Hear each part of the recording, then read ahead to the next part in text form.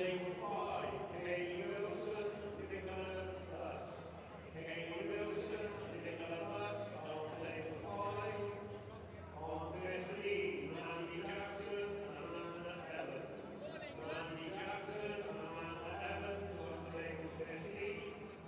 On 33, Nolly Starr and Steph Johnson. Nolly Starr, Steph Johnson on 33. And the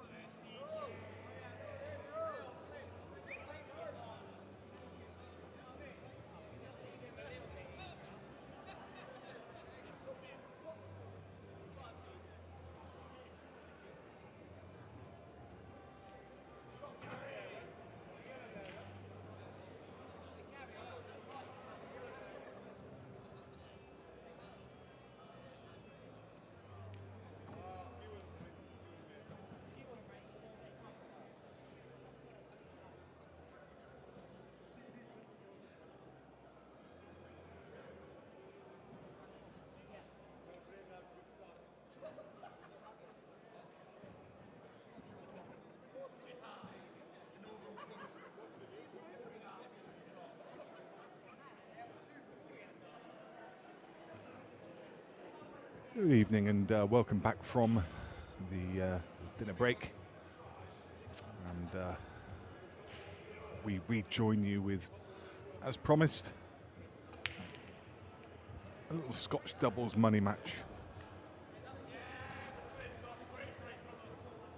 Clint, who I'm sure needs a little introduction. Most of you will recognise him. One of the pros on the IPA circuit and ever present in Q Sports. His opponent, his comrade, his partner, Connor Jones, also on the IPA.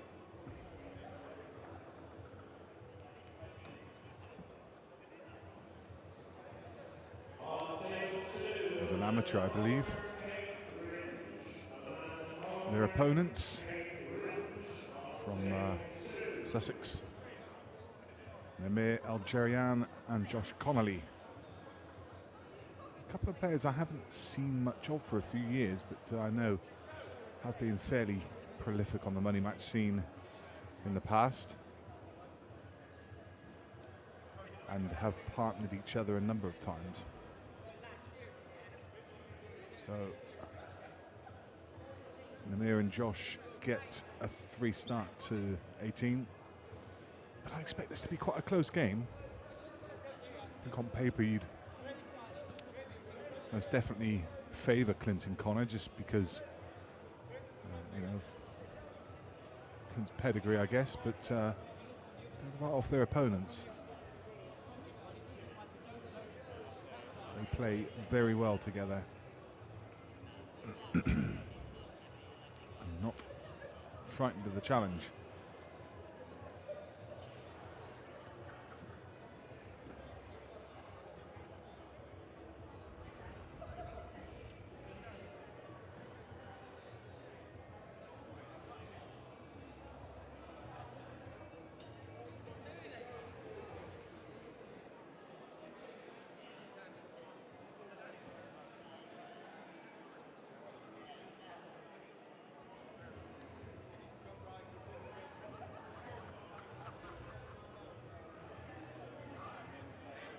Had to call the referee, Brian Moss, across just to see if this was a total snooker. Don't actually think it made that much difference. I think either way he was going to hit a cushion.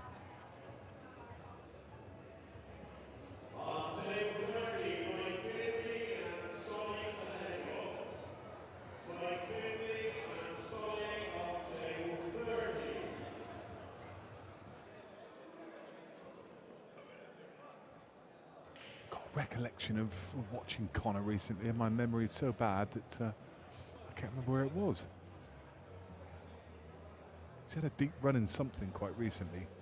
I can't remember if it was on the IPA Amateur or whether it was on the Ultimate Pool. I've definitely got a recent memory of seeing him run deep in something.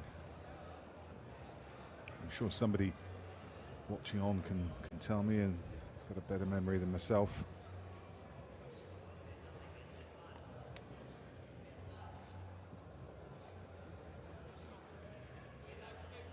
See him in a semi-final or something of the... wasn't it? Just thinking back, was it not Connor Jones who had an amazing weekend when on the Ultimate Pool at Blackpool? I think he made a final.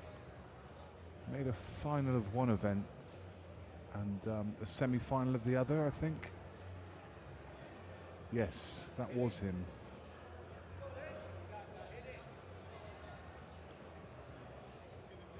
Yeah, I have a recollection that he played. He had an absolute nightmare in a semi-final of one event, and then cruised through to the final of the other. And the only reason I say he had a nightmare because I think it was a close game, and he had game ball. I think it was the game might have been the deciding frame, and he had game ball, and he tweaked it. an absolute sitter into the. He won't want me to remind him of that, but yeah, he had absolute sitter, and he tweaked it, and then at the same time made the final of the other event. An amazing weekend.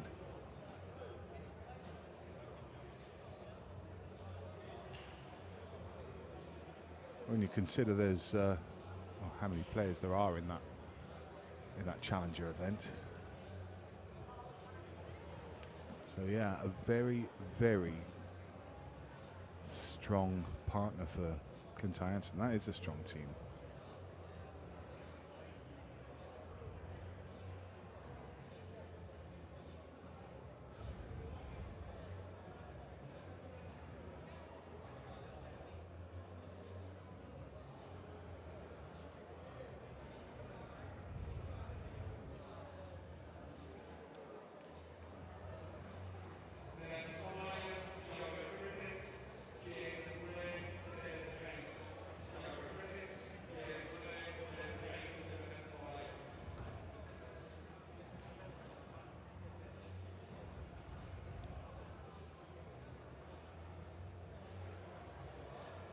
A lot of sliders and sandals on the show. Namir going for the old sliders and socks combo.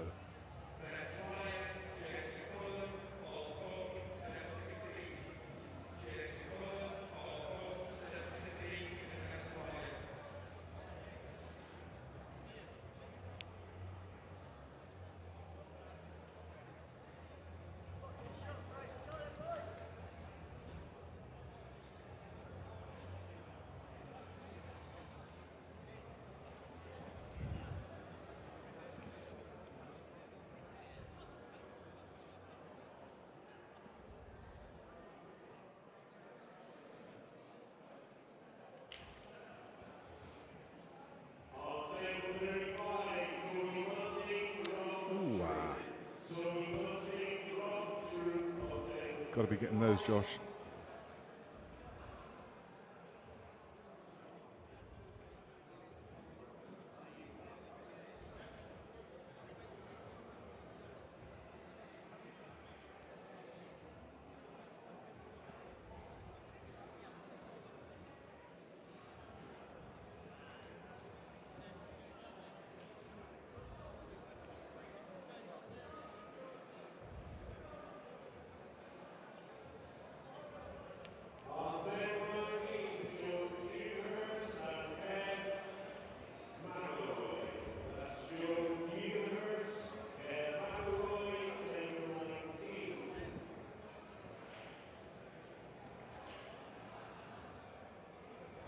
Yeah, you've got to be snapping at those chances. That 3-start would quickly evaporate if you're leaving these two players this kind of finish and not taking your chances.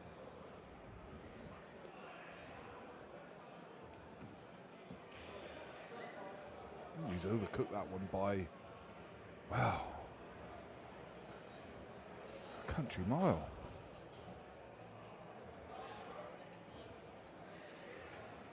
Felt like a bit of a big bounce off the cushion, but at the same time, he has overcooked that.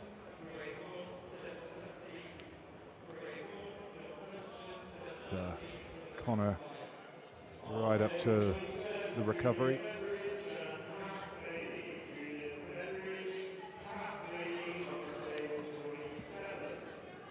Oh no!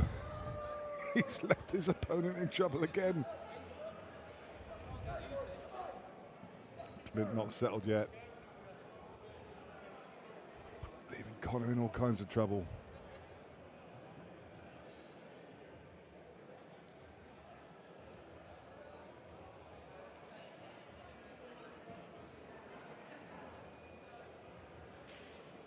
Oh,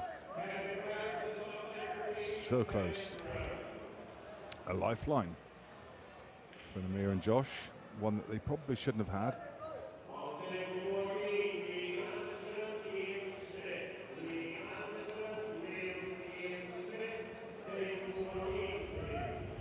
That's another one that's not ideal.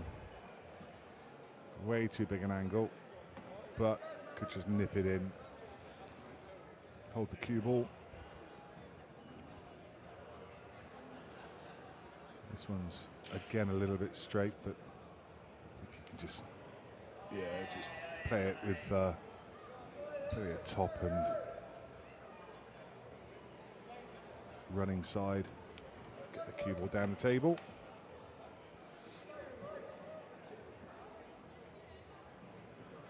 So they restore the 3-frame lead.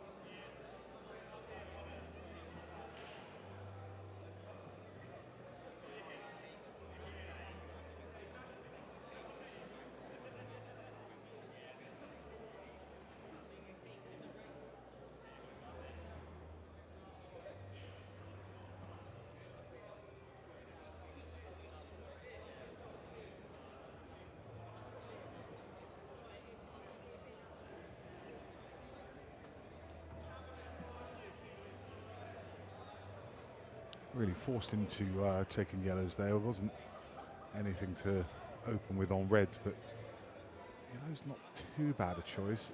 Just fallen out of position from the first shot there. Tried to hold the cue ball somewhere in the middle of the table. Well, he's got it. He could have done with it just a little bit lower, really. He's just fallen into a place where he only has a plant.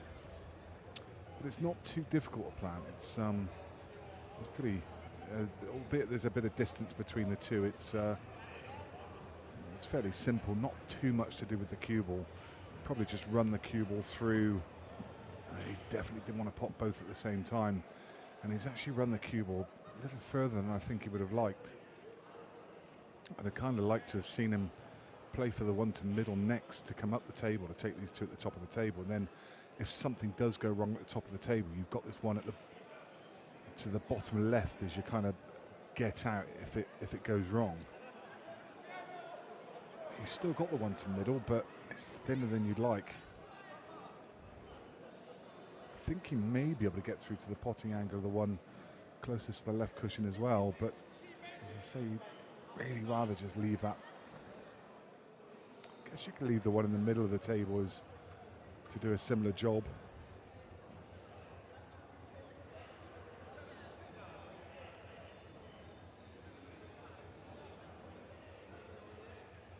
Yeah, he could get through, so not all bad, but again, a little kiss on the red has just flattened out that cue ball and left him low on the table.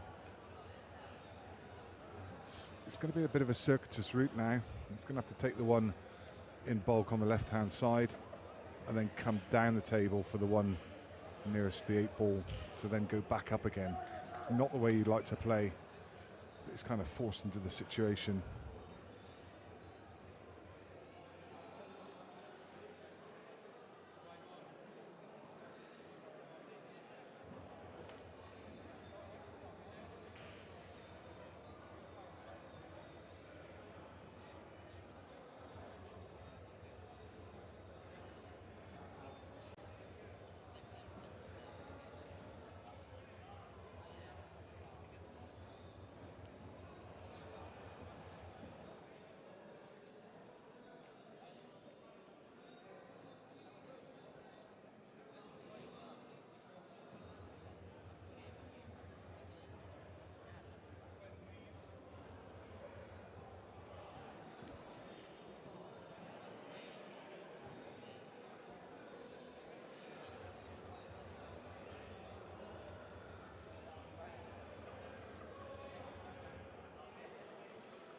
So this needs good cue ball.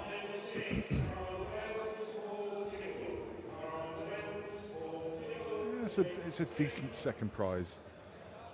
I don't mind that at all. He played it as a kind of shot to nothing.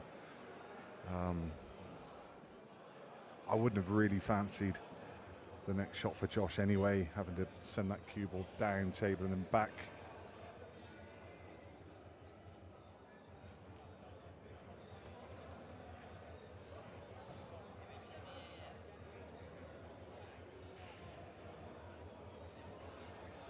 That would have been a difficult job to get that cue ball back up table for that last yellow.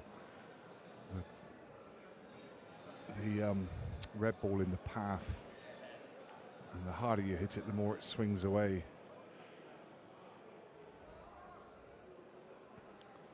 Kind of a little containing shot from Clint, but actually he's not covered the path of the ball of the yellow to that pocket.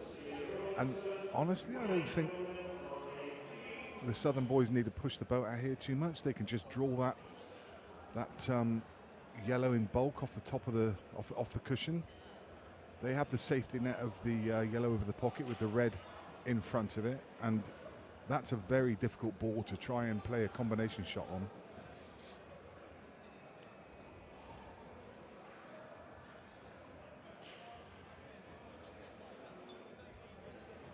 I think this is the right shot. Don't push the boat out. Leave the cue ball in bulk. That's a bonus as well. Pushing that red safe.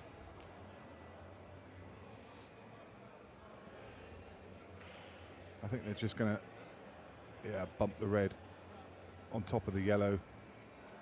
That kind of forces the hand of the opponent now, and now they would have to play that as a skill shot. I mean, that's if you were playing world rules, that's a bit of suicidal shot really, but I mean in this rule set it's albeit a defensive shot, it's quite a positive shot at the same time. Makes it really tough for your opponent, because your opponent somehow has to draw a foul or play some kind of super skill shot. Oh, what a shot. What a shot. How's he doing? Oh, look at the cue ball as well. That really was. I mean, he had a little bit of a lucky flick there. He had a bit of a lucky flick on the yellow on the way past, but deserved that, I think. That was a great effort.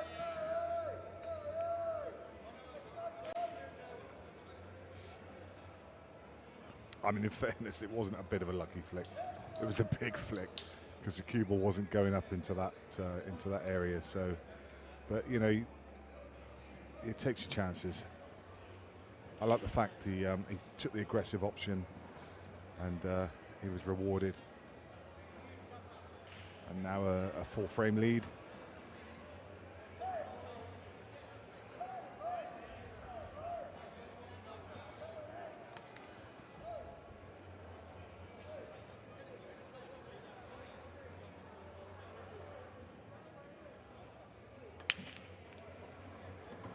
That's unlucky. That cue ball parked itself in the middle of the table and got kicked in. And look what they've left. Look what they've left. This could very quickly be 6-1.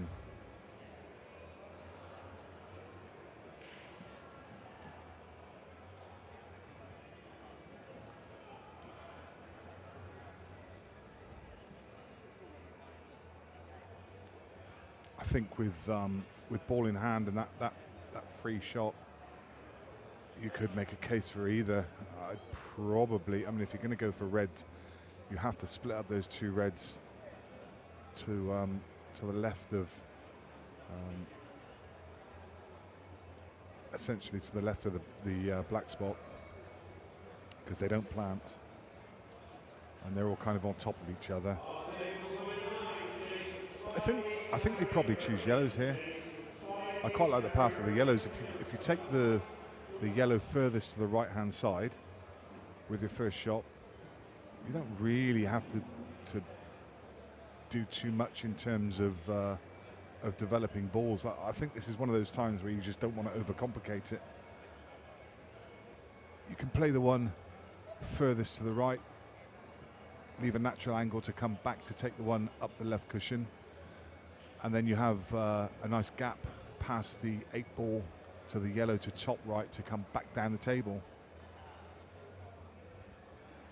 I think as soon as you start overthinking things and breaking balls out, it can go wrong. I think the yellows have a decent pattern as they are. I don't mind this though. I don't mind this. Well, I was going to say I don't mind it because I think what they were trying to do is I think they were trying to leave the yellow at the bottom of the table and take that first and then come back up the table. But as I said, it was one not to overcomplicate, and overcomplicate it they have, and suddenly they've got a tough opening ball and a niggly little table. They're going to have to go reds now. I think they've been fortunate. The two reds on the right-hand side have gone into a plant.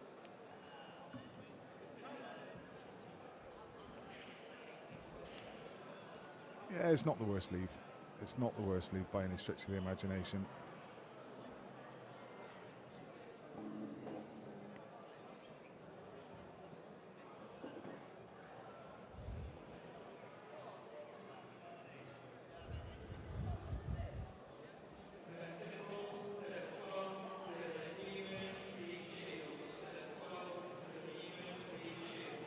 Well, now it's gone a bit tricky.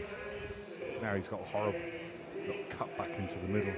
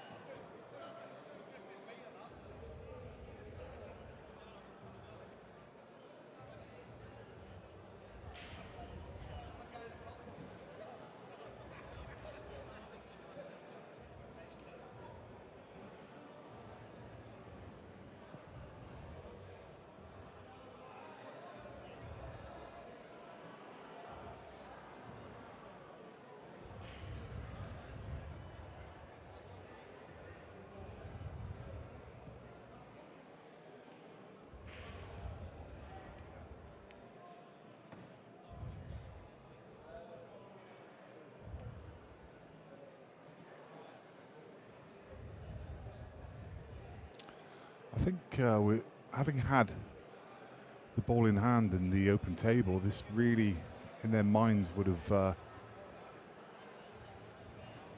been their frame for Josh and Namir.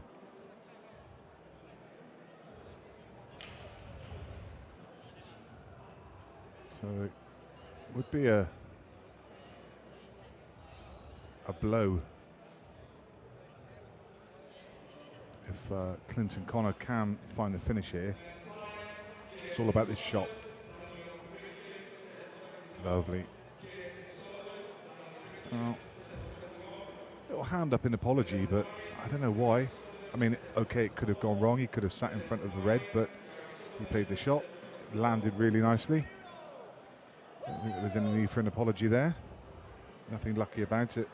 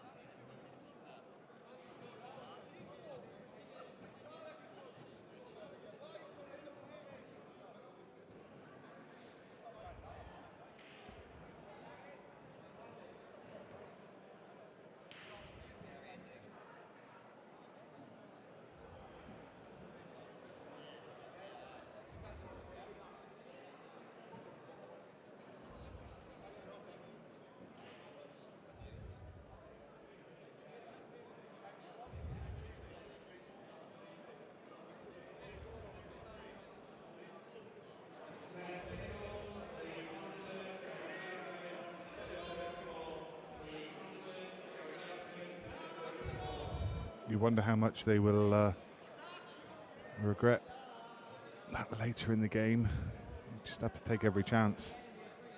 They've still got that 3-frame cushion that they started with. 3 frames start to 18.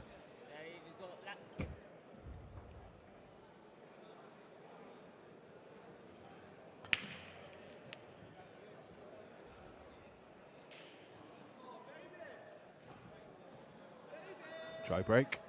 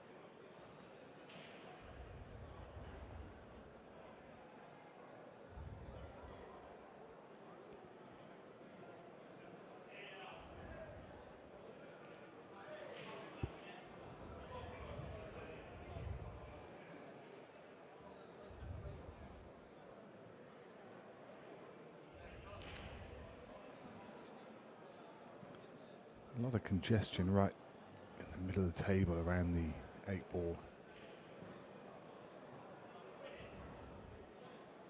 Yellows on the near cushion on top of each other.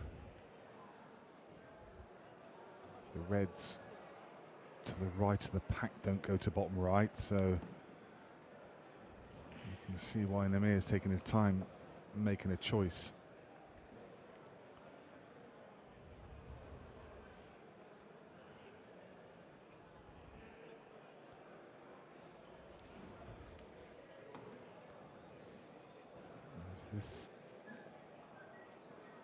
Do you go for these? I guess you have to from here.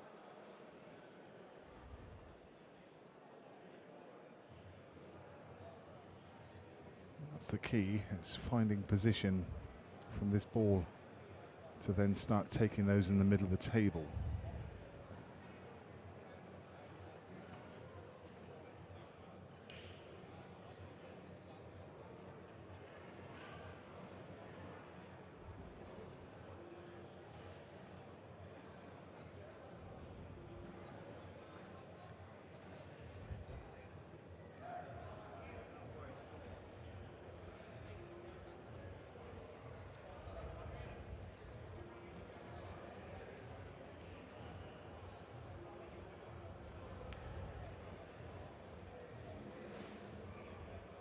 Yeah, I'm not sure what the plan was there. Kind of didn't play it with enough conviction to get back on the other red to the left of it. And equally didn't finish on anything to middle either, so ultimately missed the ball anyway, but it's not a complete disaster.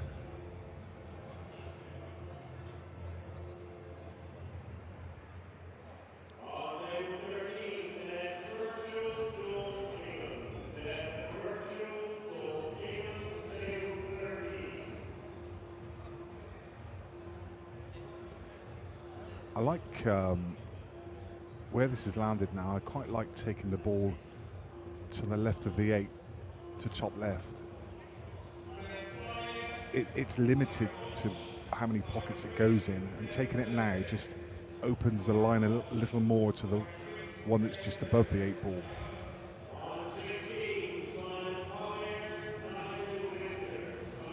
That's a pretty good option too. I like that. Just a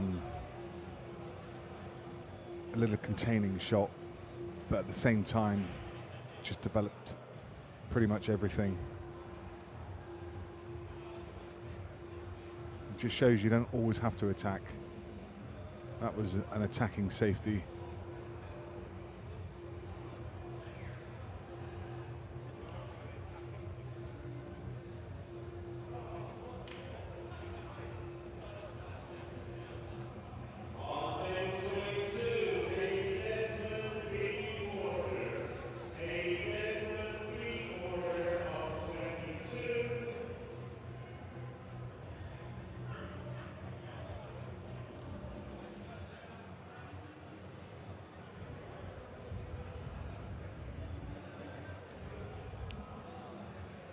If the guy's in a spot of bother here, I think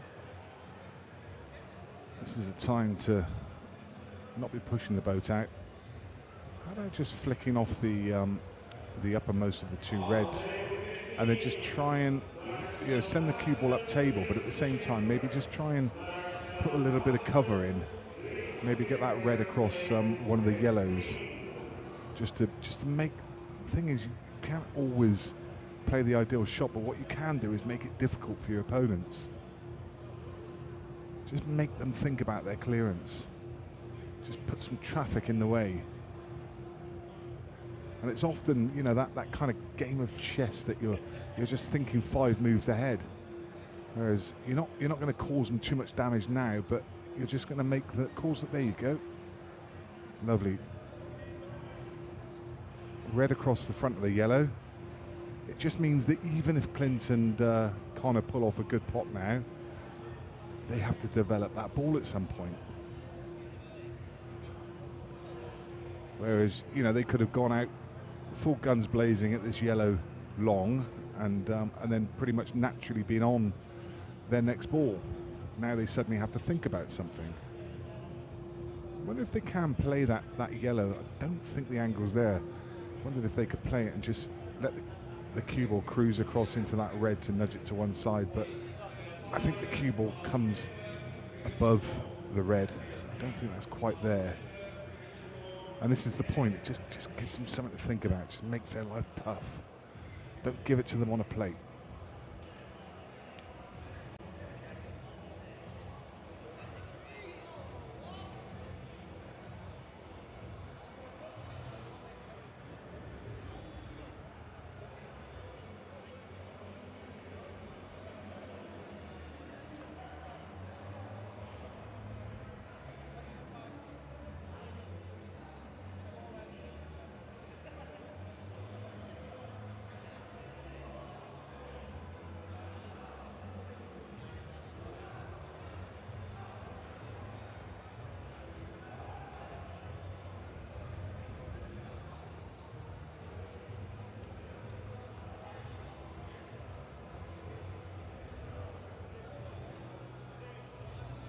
Same thing again here, there's nothing they can do, just find somewhere that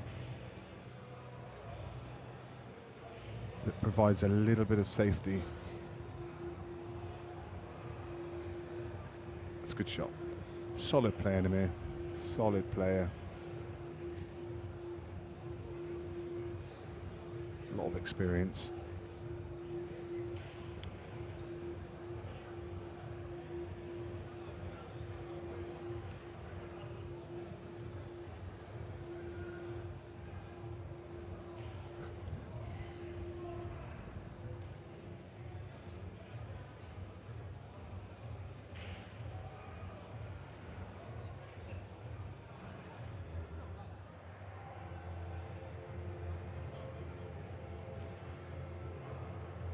Doesn't want to be potting anything. You need to leave all the reds on the table. Yellows are in control. That missed yellow earlier sitting over the pocket. It's given yellows the control in the game.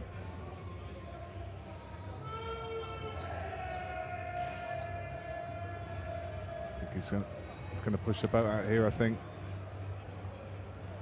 As I say, I'm not convinced that was the time to do it.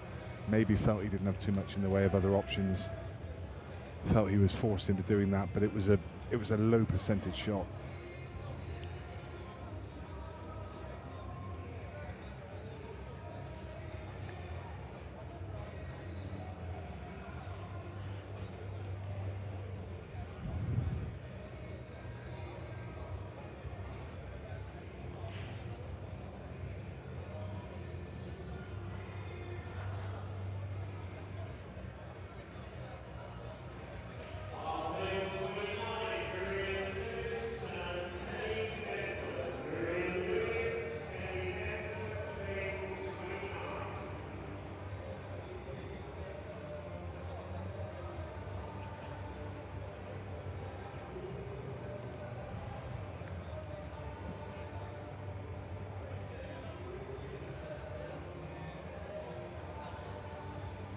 Just a touch straight, but could make an angle. There was enough there.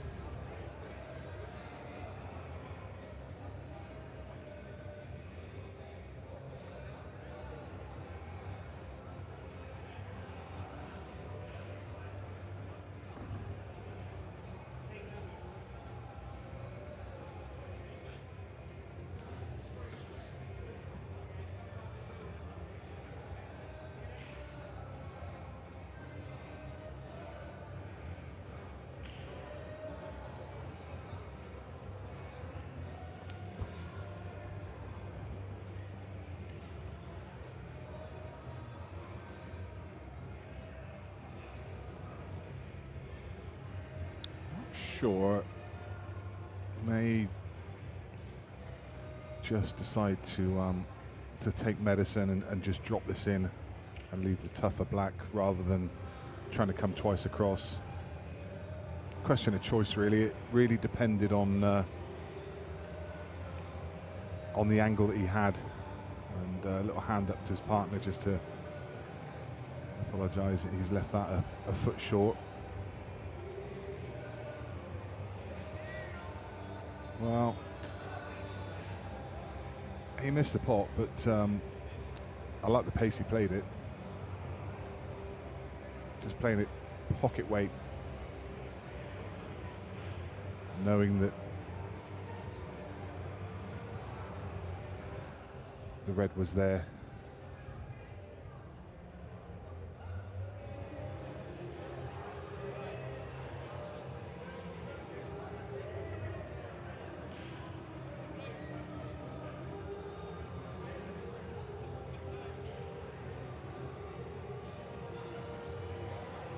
What do you do here? The snooker leaves such an easy one cushion escape. Maybe just push the red on top of the 8-ball. Can you do that? Just push the red right on top of the 8-ball. Leave the cue ball behind the red. Then the one cushion escape would be far more difficult. It's a delicate shot, but I like it. Just push that red, just dead weight on top of the 8-ball.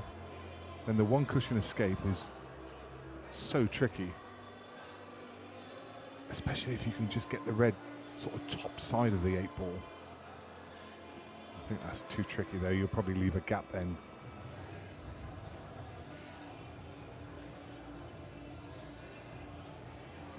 Obviously, that's a foul, isn't it? It hit the cushion.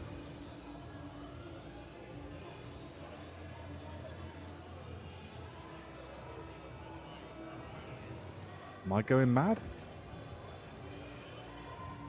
Did that hit a cushion?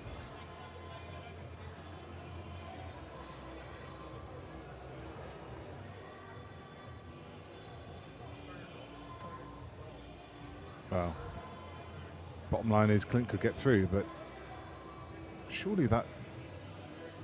I'm just trying to replay the shot in my mind. The cue ball went to cushion, came back, hit the red. Nothing hit a cushion, did it?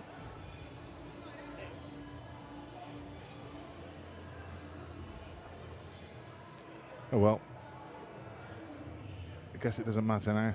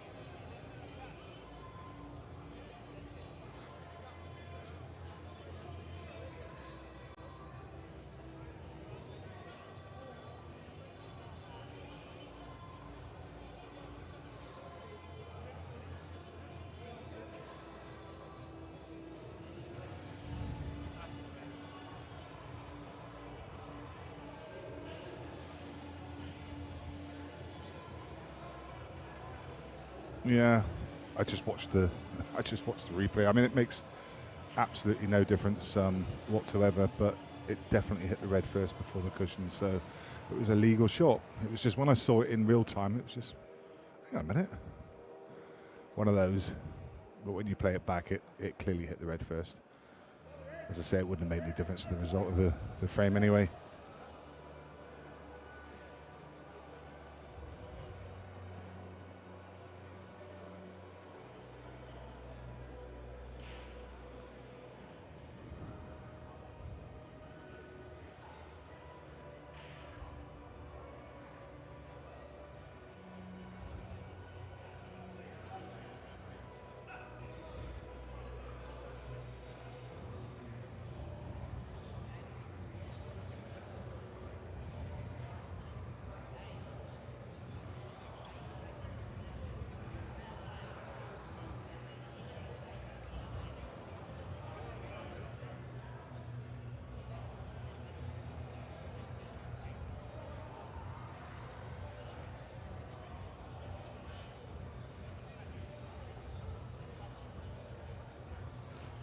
The lads taking the opportunity to have a good discussion about how they want to go about this frame.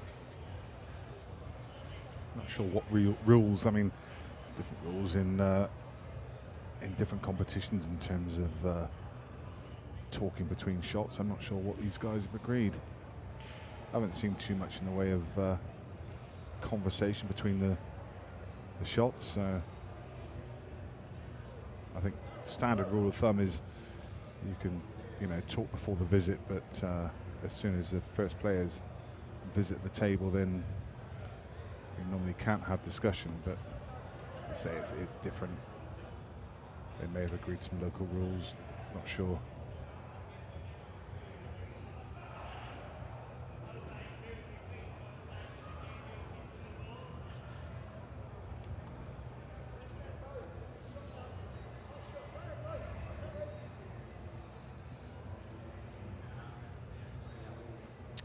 So both the last couple of frames, well, certainly the one before last, should and could have gone the way of Josh in the mirror. So Connor and Clint will be very happy to have this back within 2, but should very quickly be back to a 3-frame lead. Simple 3-ball clearance.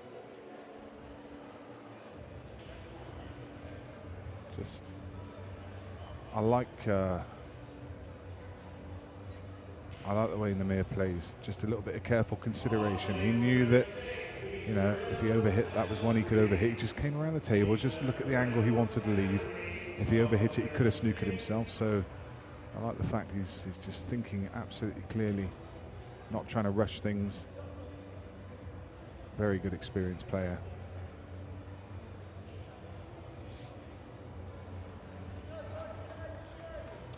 Back to 3. 6 frames to 3.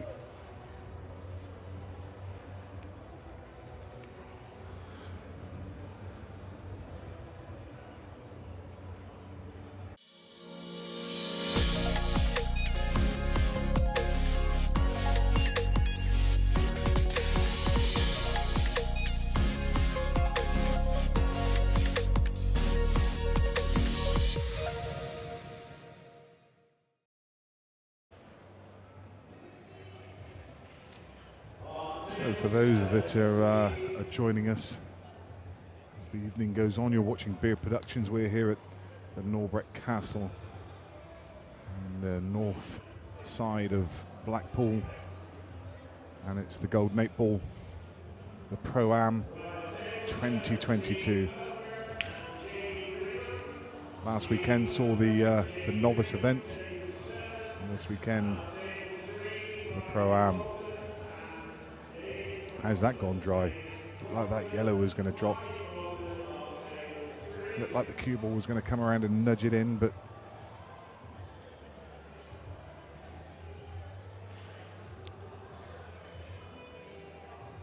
been too much in the way of, simple layouts.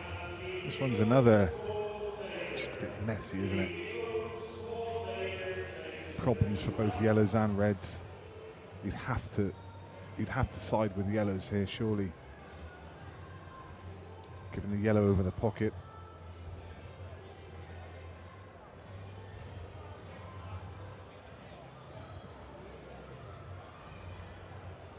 I think just depends really on how straight you are on the first yellow.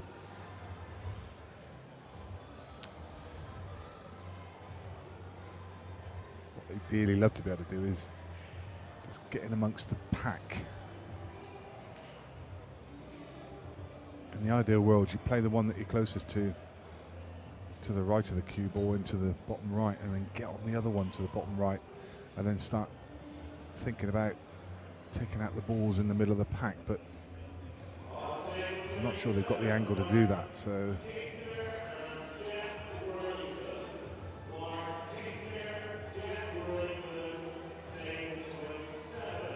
one over the pocket first, just to create that angle they were looking for. Nice, just to come back in, nudge that red.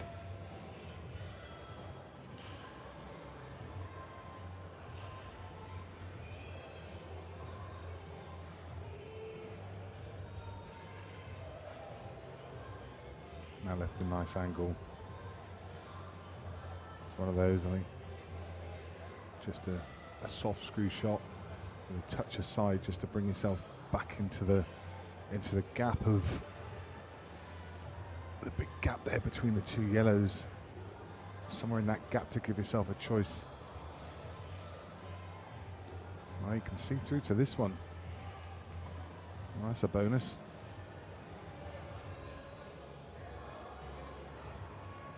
This yellow on the right's still a problem.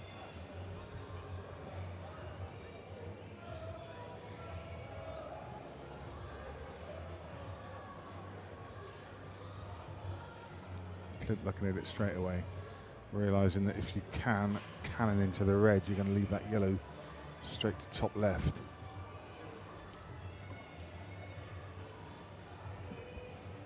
Lovely. I mean, even the cannon, even if Connor doesn't fancy it to top left, just the fact he's moved the red aside, it was just opened the path now.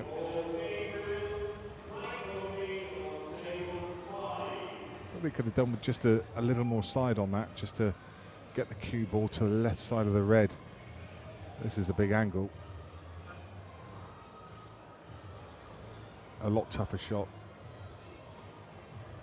And the cue ball's going to be running. No danger of in off because you've got the two reds guarding the pocket.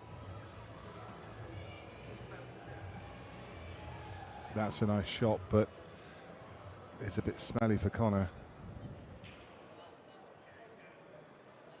Luckily, he doesn't have to do anything with the cue ball. He can just focus fully on the pot. He can just stroke it in. Cue ball's naturally going to come off the top cushion. And that made the shot much easier.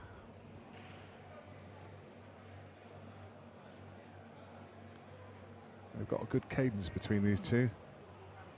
They don't hang about. And Clint, in the first couple of frames, his cue ball just seemed a little bit off. He just now seems to be striking the cue ball very confidently.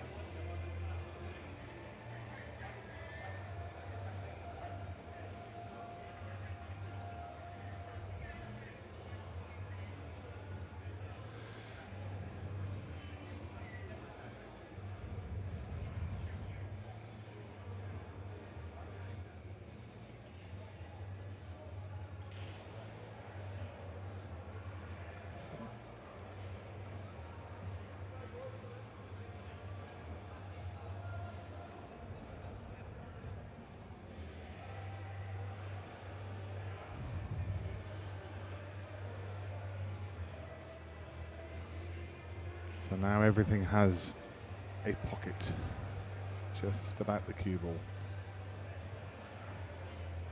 The toughest one on the table is probably the one to the right hand side, just because it's harder to get the cue ball on and off the cushion with the two reds being above.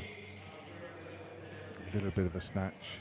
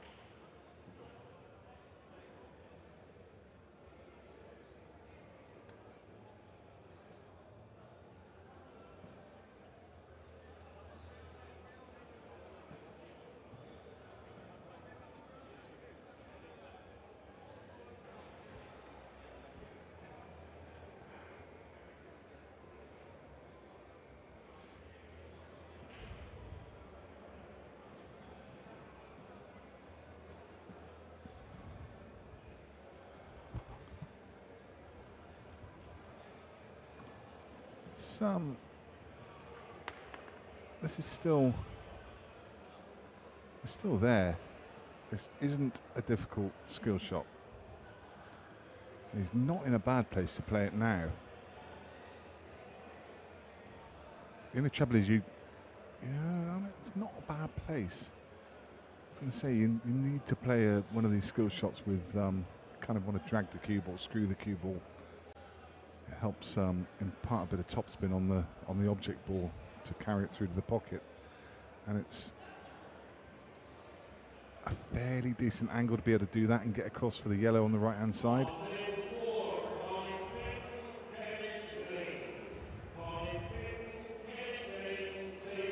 I think, just a loss of, just a loss of concentration there. Yeah, it was a loss of everything. Loss of the back arm.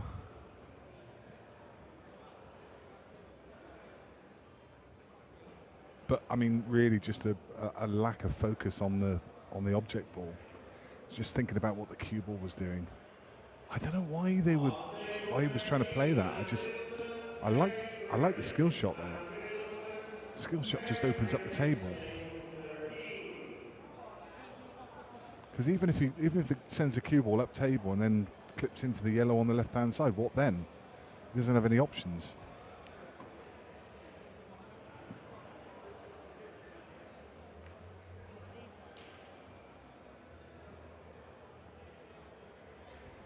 And now, you know, the two Clint and Connor just got all the time in the world, haven't they?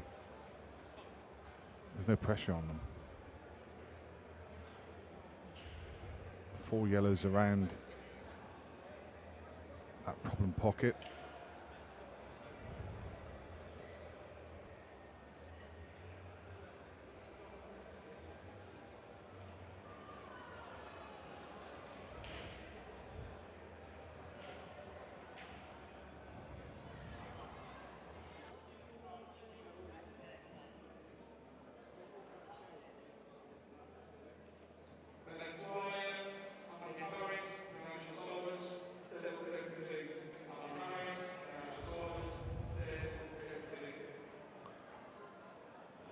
I don't know what you do here.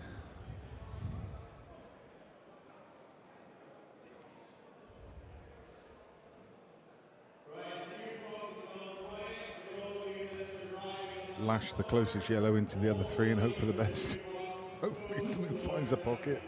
I don't know what you do.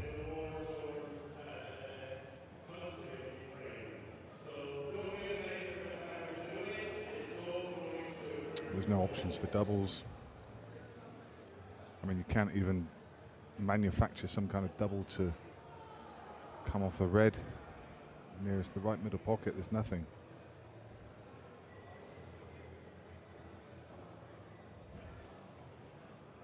Hit and hope.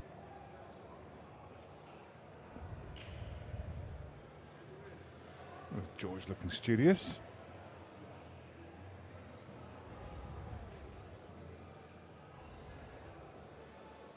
Trying to get one yellow to cover the red, just to try and make it tough, but a bit of a forlorn hope there.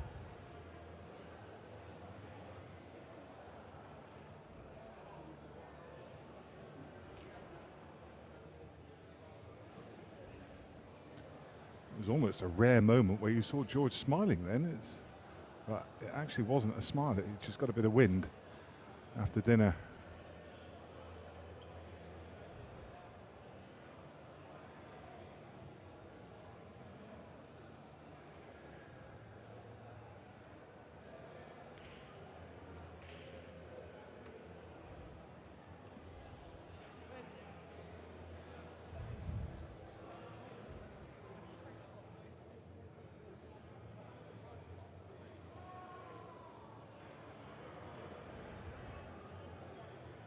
Clint was just getting comfortable in his chair, and Connor called him over for a bit of advice.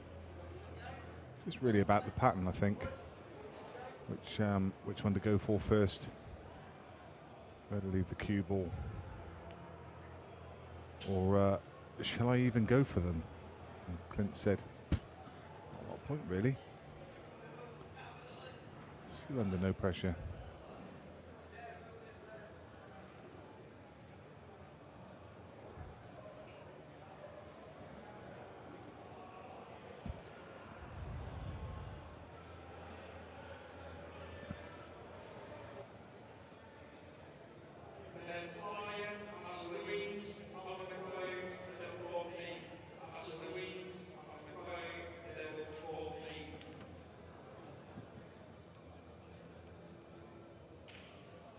And that was the shot I was alluding to earlier. The old smash and hope. To be fair, I don't think they had much else. Give it a clatter.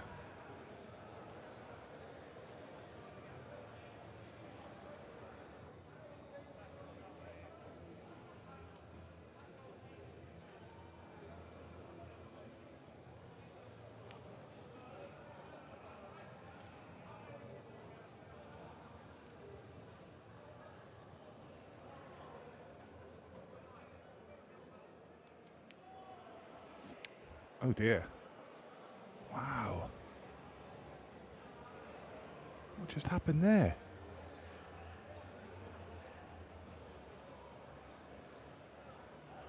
It's a huge frame as well. To get back within one or back to that 3 again.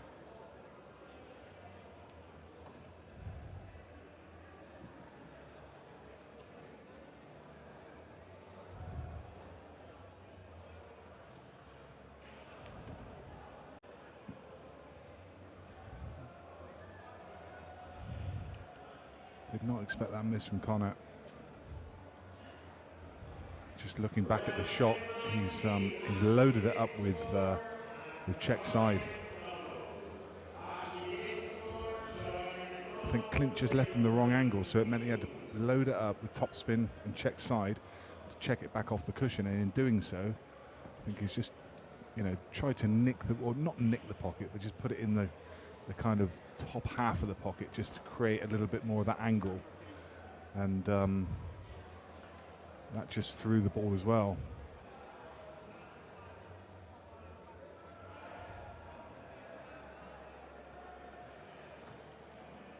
Yeah, just recreating it there. I've got to say, from what I've seen from these middle pockets so far, they're extremely unforgiving. Anything with pace towards the knuckle, not even towards the knuckle, but just towards the top or bottom half of the pocket, and it's catching the knuckle and throwing it out. Seen it a number of times today.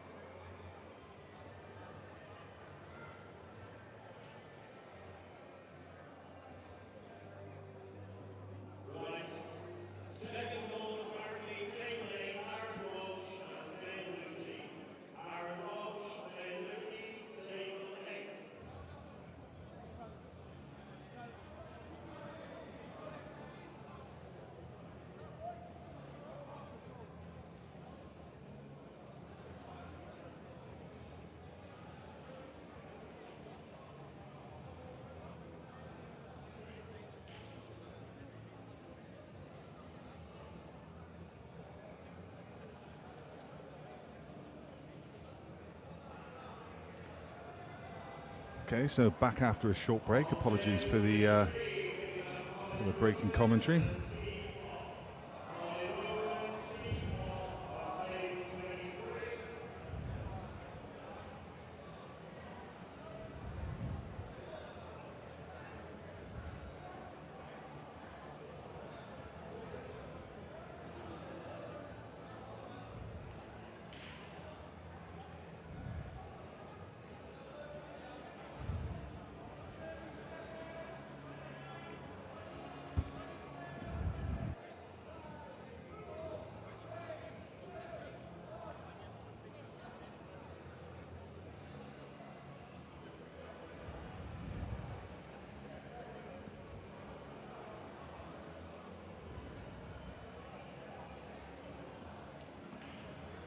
And obviously, while I've been away, a bit of a comeback from Clint and Connor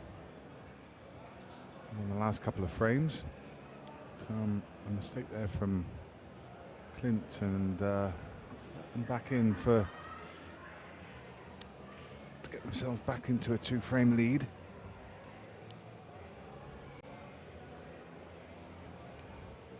Good evening to Shane Thompson. Yeah.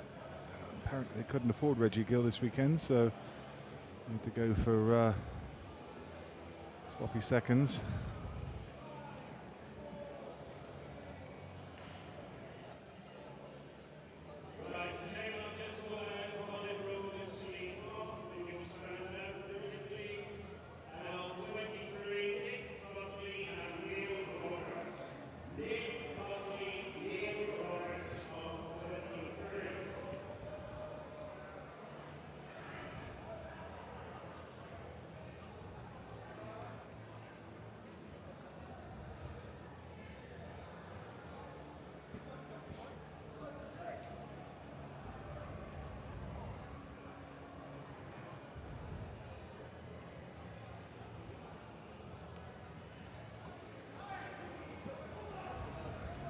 Keep on going like you are, Shane Thompson, and you'll be dropped off just north of Bristol next Thursday, and you can walk the rest of the way. But you're right, I do make a good taxi driver. Everyone's got to be good at something.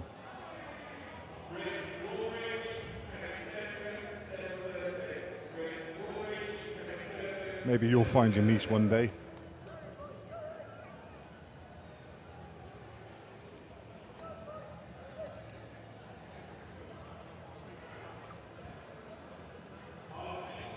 So back within 2 frames.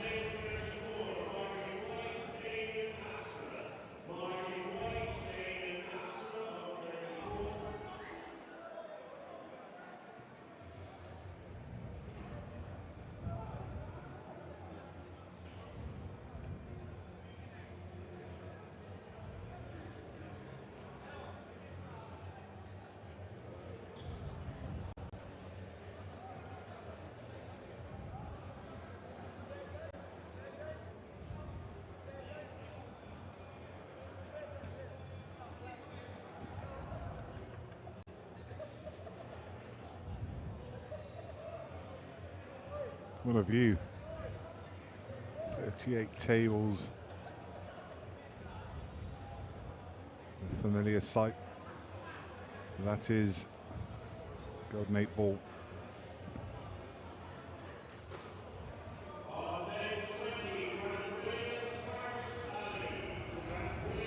Singles all the way today. The team event starts tomorrow morning. Opening ceremony at 8:20 tomorrow morning. That's always great fun. Fill the arena with smoke and have a light show. Blaze the music out. 8:30 in the morning. Goodness me, I thought that was Shane Thompson sat there for a minute, just behind table 17. Didn't know you were up here.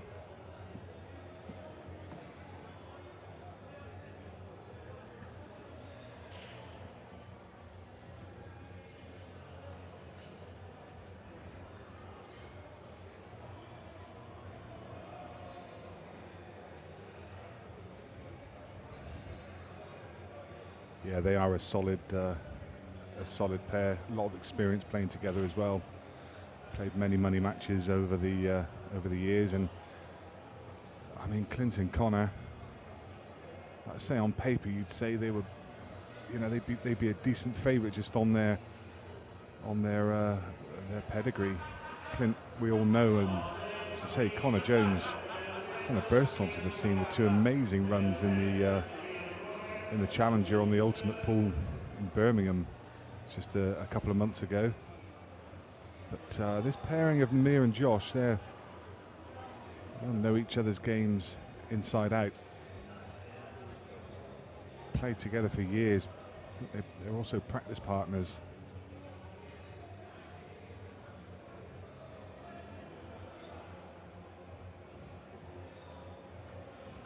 Appreciate the advice from Brian about migraines. Funny enough, I don't often get them. It's one of those, and I don't get a headache with it either. It's just the eyes go. You know, you get like you're looking in, you know, through water almost. It goes all kind of fractured, and it starts in the middle and then just goes outwards and lasts for 20 minutes and gone.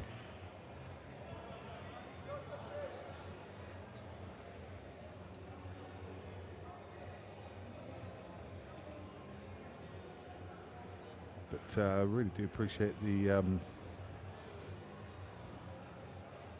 advice.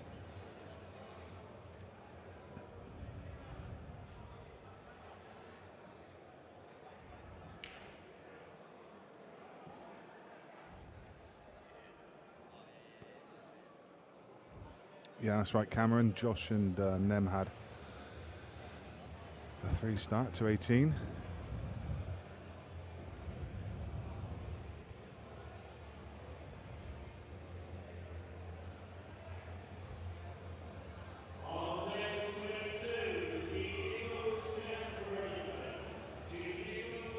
It's got to be said, it's good to get the old Beard team back together. It's not often we get a chance. Of course, we did the money match between Declan Brennan and Clint Jansen a couple of months ago. But, don't get as many chances nowadays as we used to. Obviously, COVID put paid to a lot of that.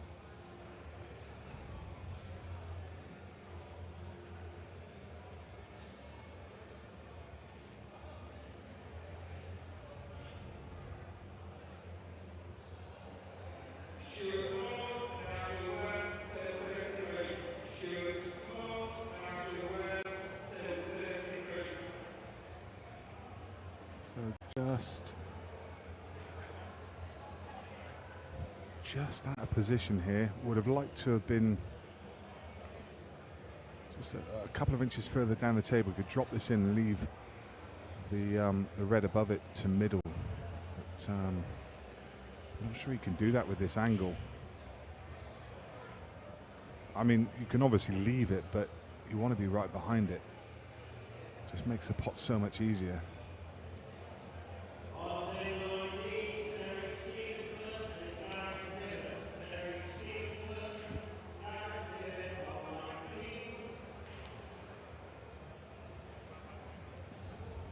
He tried to come across the table to get that line, and he's judged it slightly, overhit it. I think it may be okay though. Cue ball is going to be running. That is the only problem. And it's not the best line that it's running on either. Too bad. It's not too bad. If you can hit just below bulk line, it should be a fairly natural angle. Come top cushion, side cushion, and back out for the other red. It may just be a little bit thin for that though. And it's not really one of those you want to dig down into because it makes it tougher to find the line for the pot. But with hand percuing, taking the red that's nearer the middle pocket is difficult.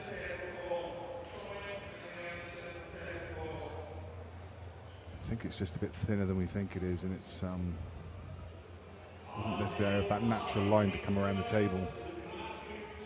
Let's see.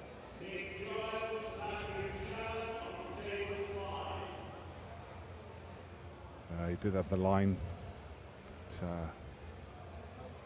he pushed the pot.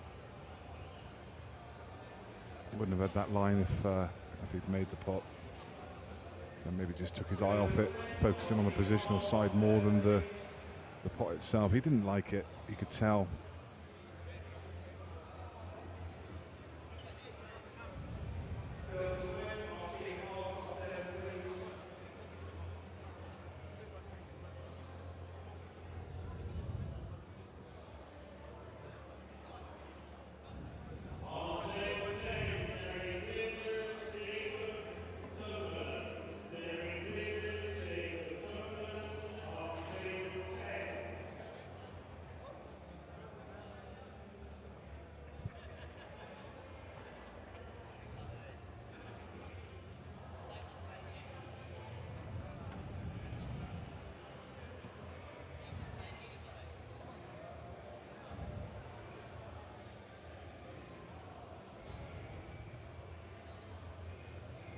Not ideal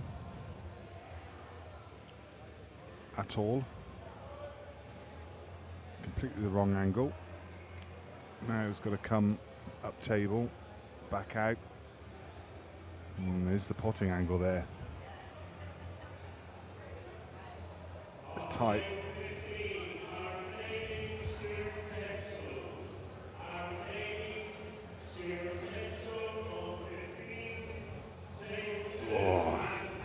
Is it there? I don't think it is, you know. Maybe just. No, he was trying to nick it. That was tight. He hasn't, has he? Oh, that's disgusting. Oh, that's disgusting.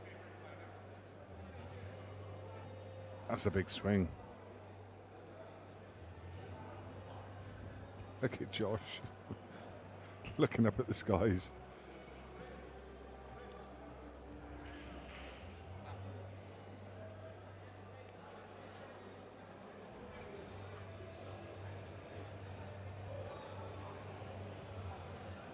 Big frame that.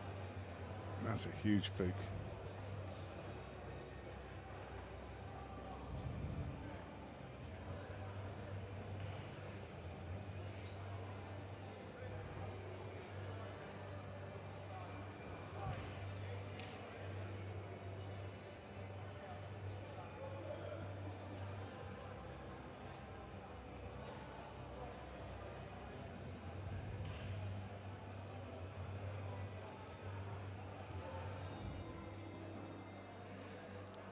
So Clint with the cut break.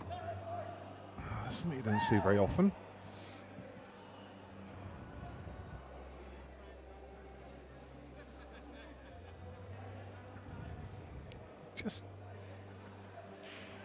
I missed what happened to the cue ball then. It didn't go straight. I assume it got kicked in. It's near impossible to go.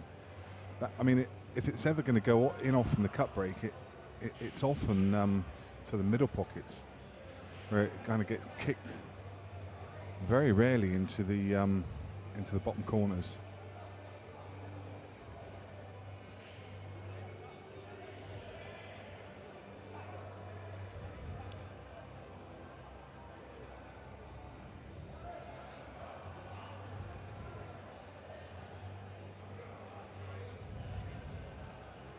Surely it has to be reds, doesn't it? Just move the red that's between the two yellows out into open play. Leave the red nearest the bottom cushion. Is it not? Yellows look a little bit more congested. With the one on the cushion and the one above it, just is a bit awkward. Not sure about that.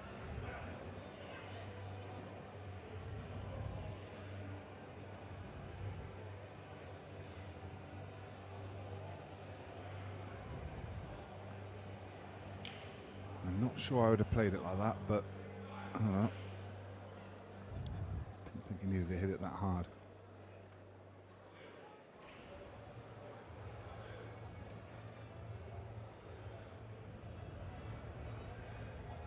And now, well, if the yellow passes into left centre between the red and the black. Now yellow's on the ball.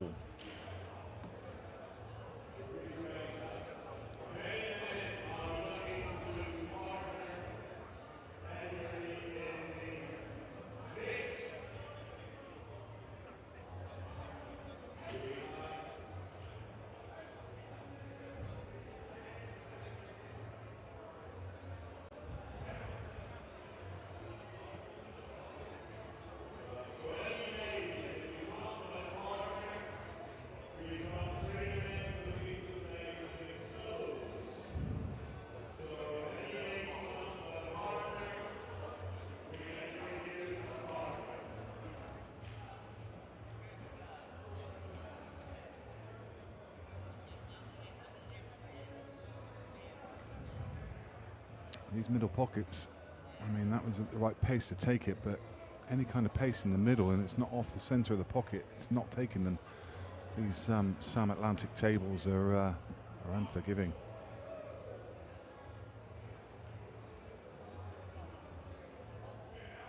Got to say, definitely one of the better looking tables, the Sam Atlantic. Come at a premium price as well, though. They're upwards of about £2.5 grand a table, if I'm not mistaken, somewhere in that kind of region. They've got 38 of them in this venue.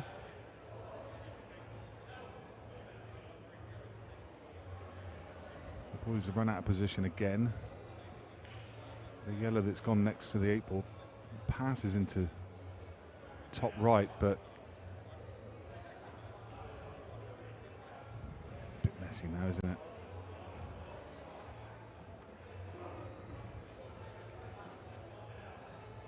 It's got a fairly natural angle if he wants to clip this into the bottom right pocket and then come 2 cushions and just maybe cannon into the yellow and black and leave the yellow down the cushion.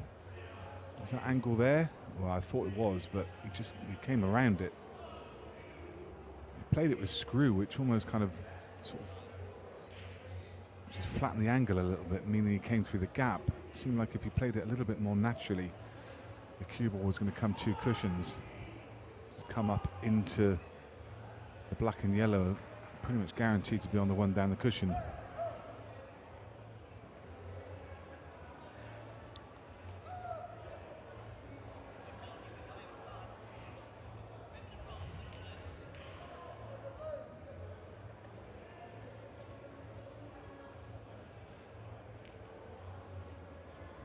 I think they're necessarily tighter than, I mean, the black ball have 2 types of tables, don't they? They have the club table and the elite table.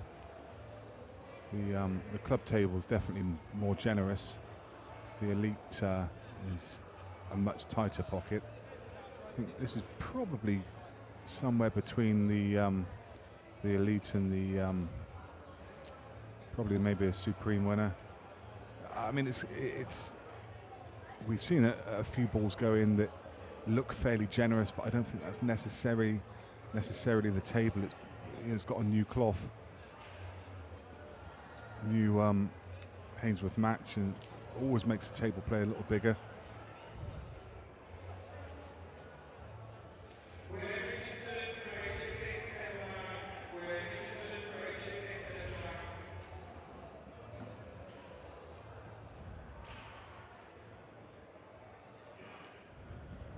So all about the red near the left cushion. Getting right behind that. Could make a case for leaving it as your last ball. But probably won't.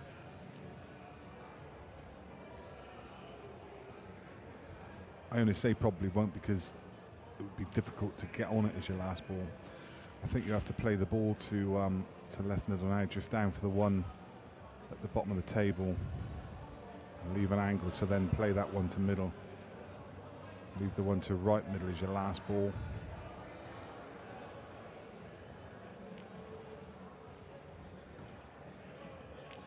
Yeah, I think he's got the wrong angle now to leave the one to middle, so may be forced to leave it till last. But I mean, it's not as maybe as difficult as it looks on screen. It's not that close to the cushion. It's one of those you just really want to land behind it. I mean, you could make a case for playing it there and now.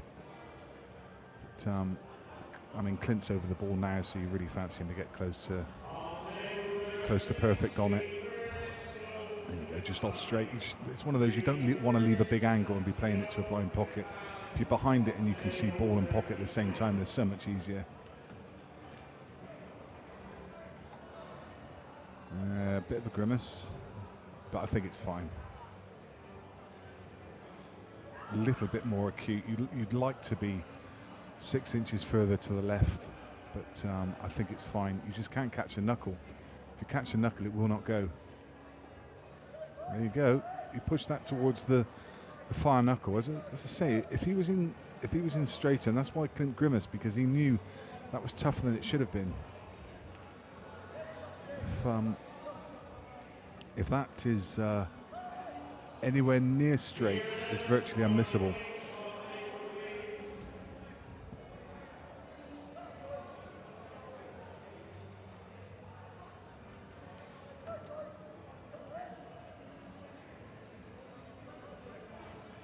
Another very big frame. Another very, very big miss into the middle.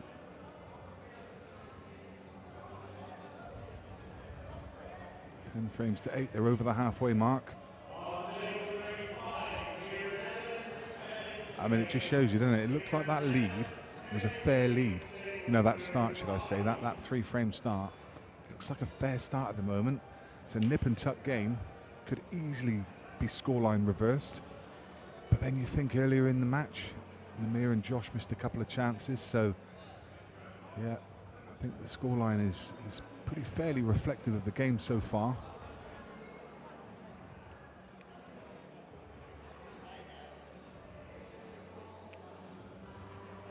Who is the GOAT money player? I mean, define GOAT money player. If it's the best player in the world that plays for money, then that's one answer. But if it's the person who's made the most money, that's a different answer altogether. I mean, the person who's probably made the most money in money matches is probably George Tierney. Is he the best player to have ever played money matches? Probably not. But he's won more money than pretty much anybody else. The best player to have played money matches and the best results he's had, probably Ronan McCarthy, arguably. But I bet he hasn't won as much as George or as many games.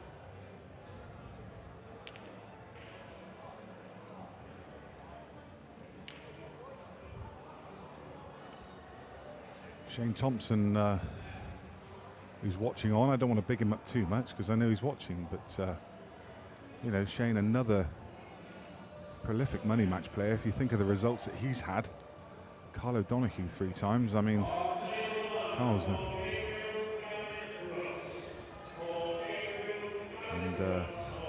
yeah, he's had some magnificent results at John McAllister's venue, and I think everyone wrote him off against John and did the business there. Another great player for money. He just seems to be able to turn it on when he needs to. Tom Cousins.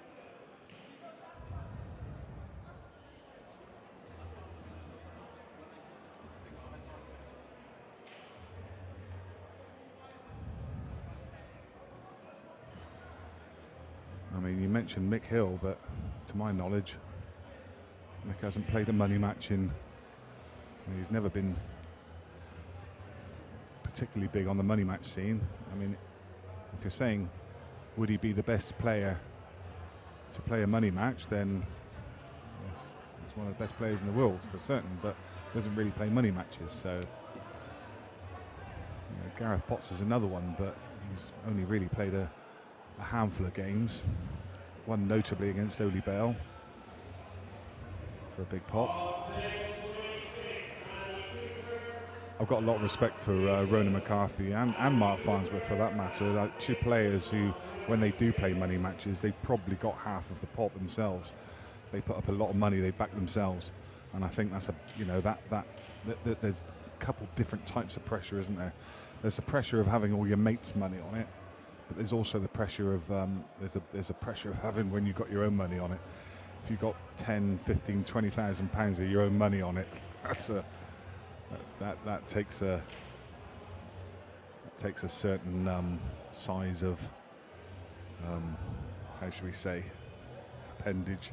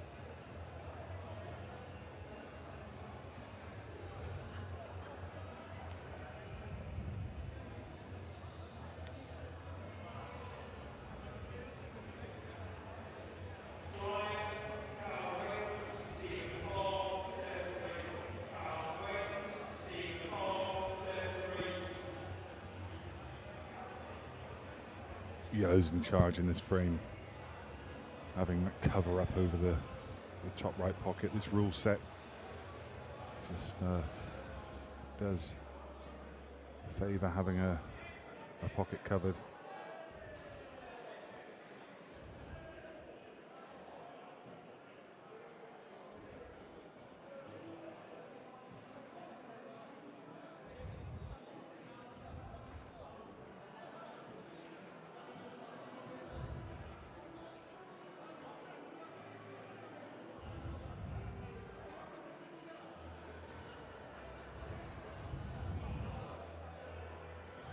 Hard to see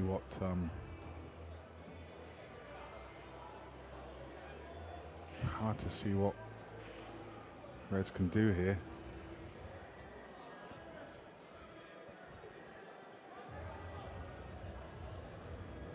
I think probably going to lay a snooker here, but I mean it's a one cushion escape. The problem isn't there. The problem is at the top of the table, that top right.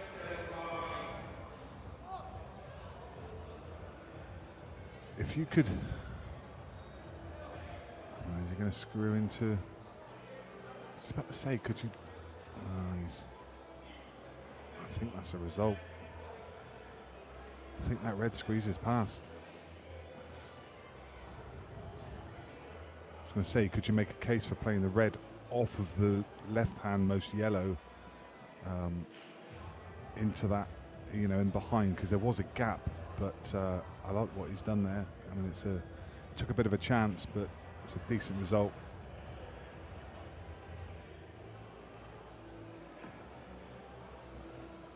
Now just need to make the most of it.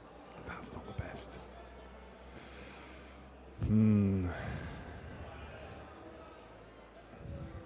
He's got a plan. It's not set. It's set to probably the line would be, there you go, a couple of inches to the side of that pocket. It is makeable, but much easier if the cue ball was in a line, but the cue ball's just off a bit, so it just makes it a bit more tricky. It's one of those you could play it dead weight and just make sure if you miss it, if it rattles, it stays over the pocket. At least you've got the cover over the 8 ball. But I don't think he's going to. I think he's going to go with full conviction.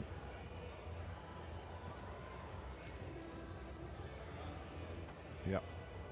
Nice shot. Again, still though, not out of the woods. Those two balls have converged, sat on top of each other. Do you make a case now just for nudging the red across behind the 8 ball and leaving a snooker? Because what else do you do? I mean, yes, you could play the red along the cushion and try and develop. You've got an angle to get into those reds, and you know, you've only got to flick one half ball and leave you on the other. But I just think this is not a time to push the boat out. If it's me, I'm just punting that the red on the cushion Just get it over to cover the 8-ball and leave the snooker.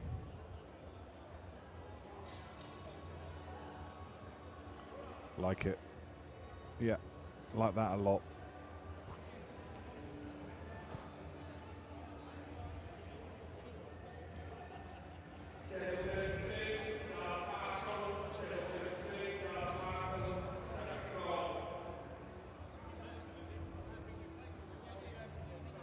They're asking who shot. I think they lost track of who it was.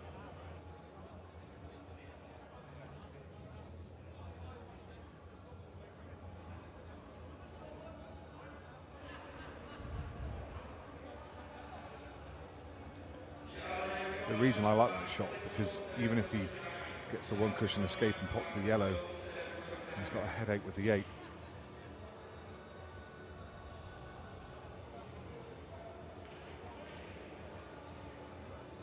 It's pretty good though.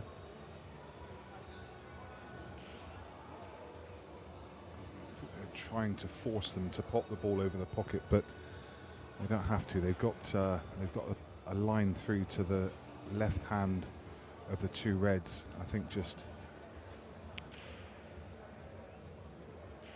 run into that ball, break those 2 reds apart. No benefit whatsoever potting the one over the pocket.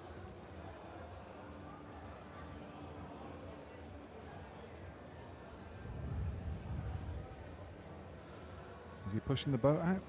The one over the pocket and then break the 2 reds out? Wow.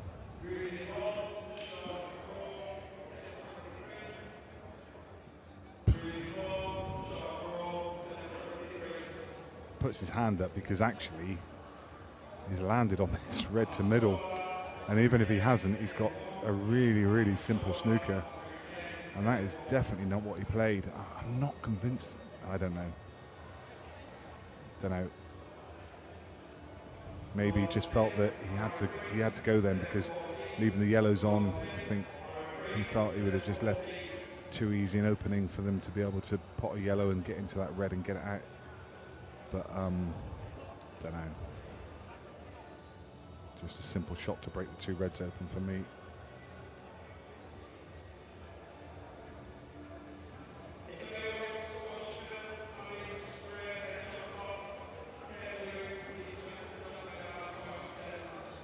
Right, he's left that tricky.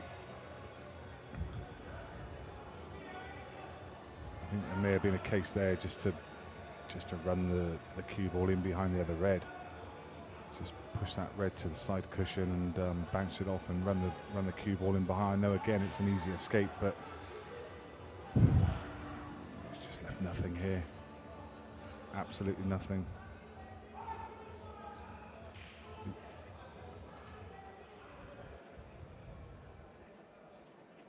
He can pot it to middle, but he's only really going to be able to leave a double. Yes. Tried to push the boat out. And I think that's probably going to, I was going to say, cost him the frame. It should. A little bit of work to do with the cue ball. It can't hold at the top of the table, so has to go backwards and forwards. Wow, that's betwixt and between everything, isn't it? Connor's going to have to cue one here, because this is going to have to be a deep screw off the side cushion, isn't it? I mean, he can't cut the one in bulk in. This one, can't play it with top because the red's in the way, so it's going to have to be a deep screw, and he really does need to catch this nicely. Straight in the middle. Yuck. And that was where Clint left him. That was just Clint left it on a horrible line.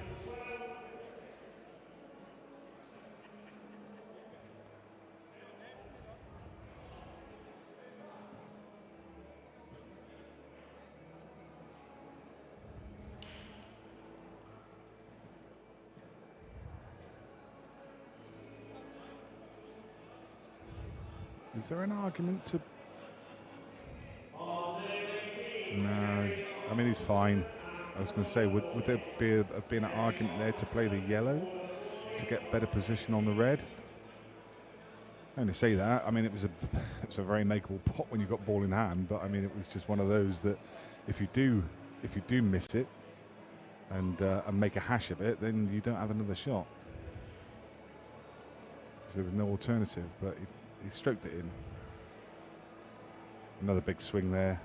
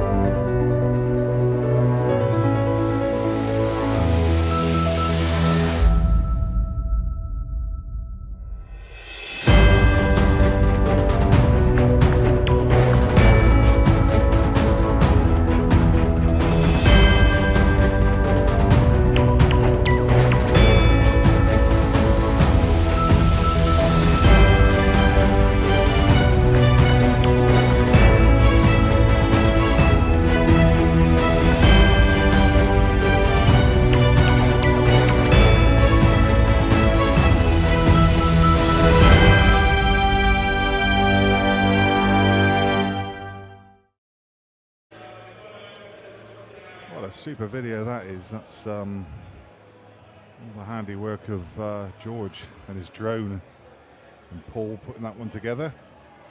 Brilliant.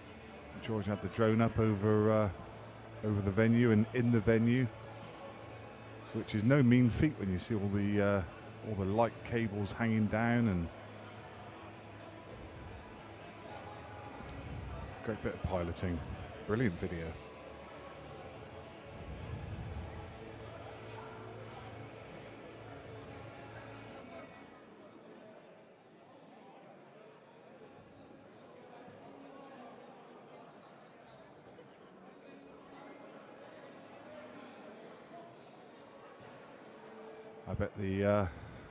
I bet the hotel would be interested in seeing that video. But they haven't got too many shots from the sea and looking above. Superb.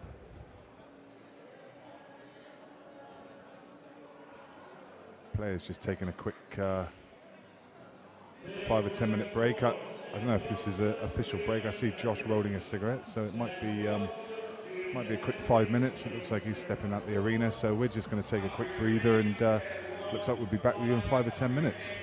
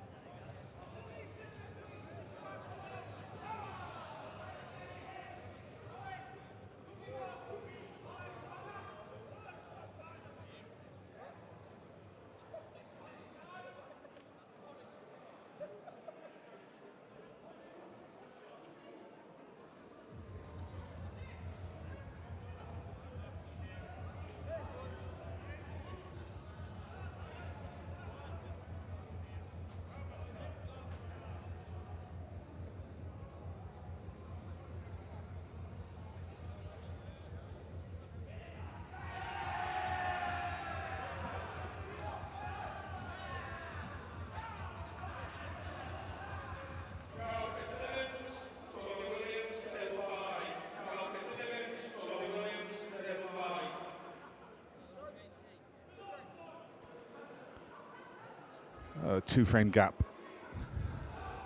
Started with 3.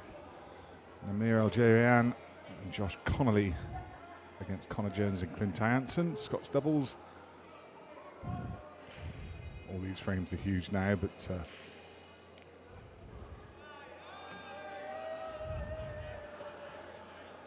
that's okay. In fact, it's more than okay.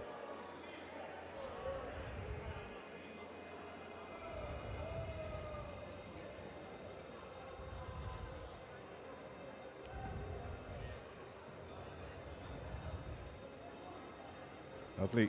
Just play it natural.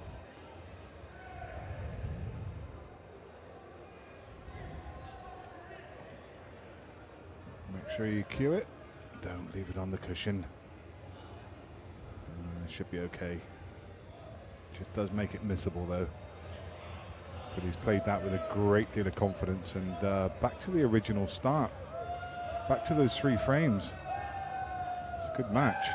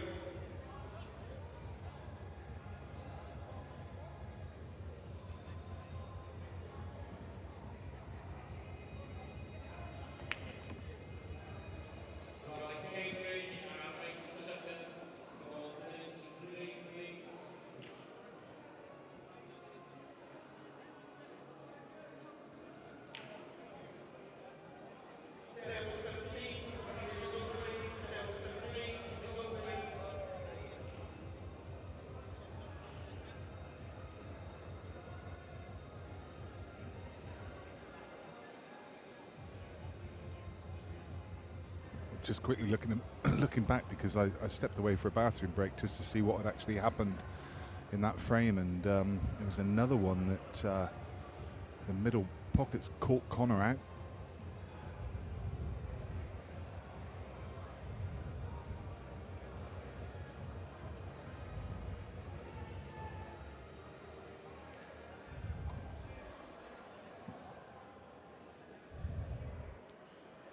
Played it towards that far knuckle, and so unforgiving. If you don't find the middle of the pocket, you can see the middle pockets are quite. Sometimes you get that curve, don't you? Just maybe on the Supremes, they're just cushions can be curved slightly, and means if you just catch that far knuckle, they do drop in at the right pace. But these are entirely unforgiving. So they need a quick frame here just to get themselves right back in it and just hit their stride again. A few frames have gotten away from them.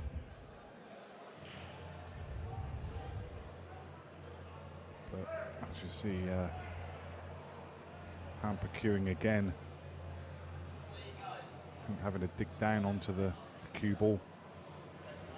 I think he can get to the side of the cue ball, but he wants to create some spin because he needs to bring the cue ball back down table. So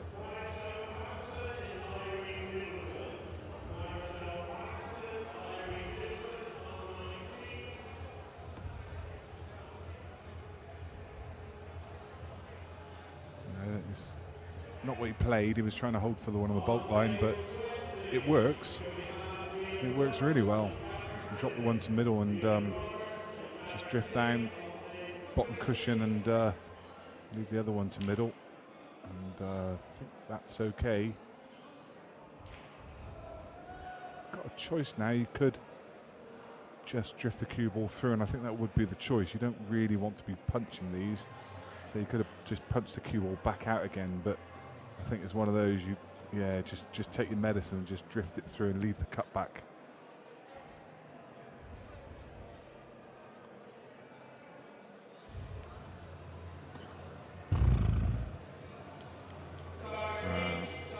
not too much could have gone wrong there. I mean, if he comes around the 8 ball, he's going to be on it. If he nudges into it, he's going to be on it. But it could have gone wrong. And yet again, the red wiped his feet. But it's back within 2. I mean, he pushed that towards the near knuckle. That could have missed.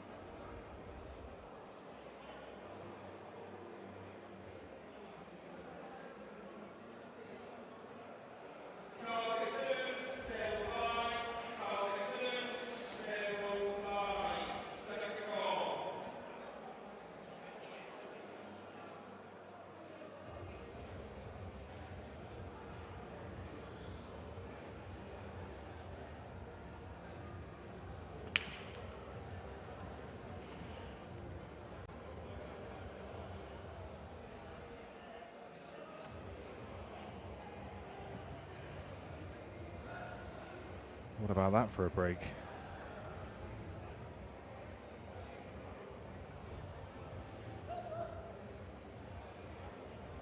I think red's here, and yeah, that one that he's queuing now, that would naturally clear the yellow for the path of the other one. But I think you have to play that early. You take the one in bulk first, and then come back down the middle of the table to take that as your second ball. So you could play it in such a way that you push the yellow out the way and leave yourself on the other red to middle, the one that's near the black spot. So you definitely want to be playing that ball as your second shot. It needs to come as far down the table as you can get. Yeah, that's good. That's good. You know, didn't want to be playing this from the bulk line is what I meant. He wants to get a decent way down the table so he can play it as a controlled shot. Don't really need to do too much. You can just drop it in and push the yellow towards the bottom cushion. Leave yourself on the one to middle. Doesn't want that to go. I think it's okay.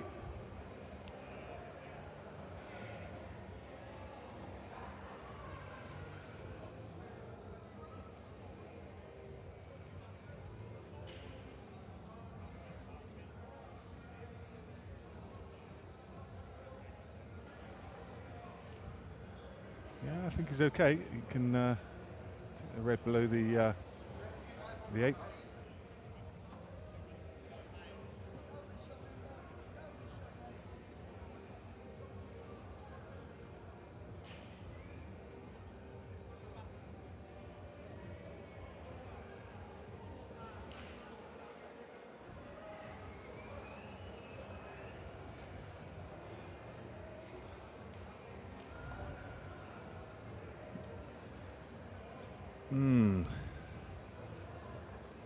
Do you know,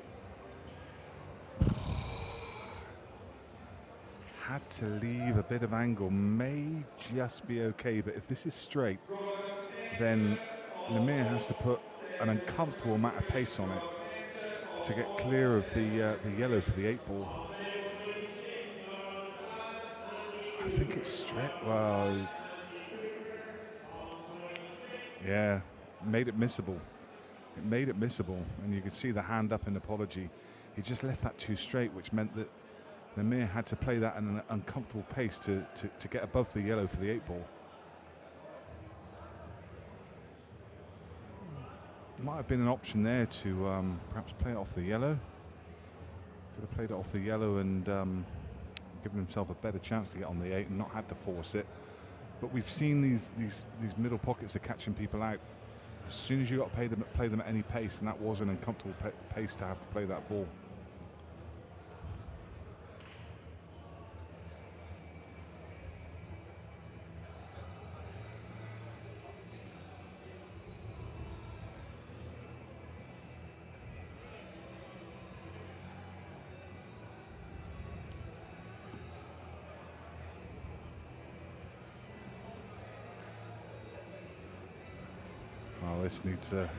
This needs a good stroke,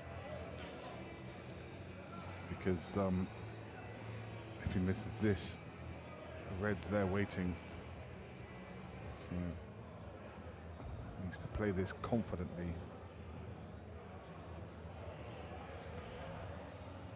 Don't quit on it. You can't. It's not one of those you can play it pocket weight and think, well, if I miss it, at least it will hang over the pocket. Got to play it with conviction.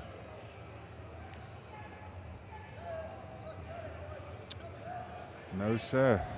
No, sir. And I mean, again, Connor. I know Connor couldn't do too much different there, but he it was a tough shot. It's a tough shot. Needed cueing.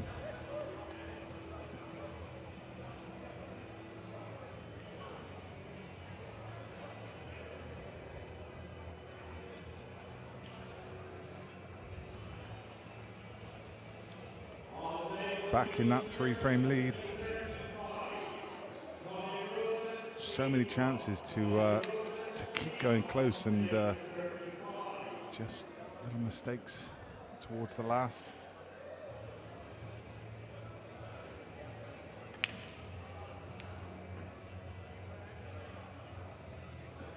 And that's not going to help the cause. That's a dry break. Hasn't left a great deal. Pretty ordinary table. Maybe able to. When I say ordinary table, I mean the balls are okay, but it's just finding an opener. Can he pop the yellow that he's closest to? If he can find that pot, then actually the yellows are there, or even the one above it. Cut that one back. He's at the drop, and now the yellows are there for Clint and Connor.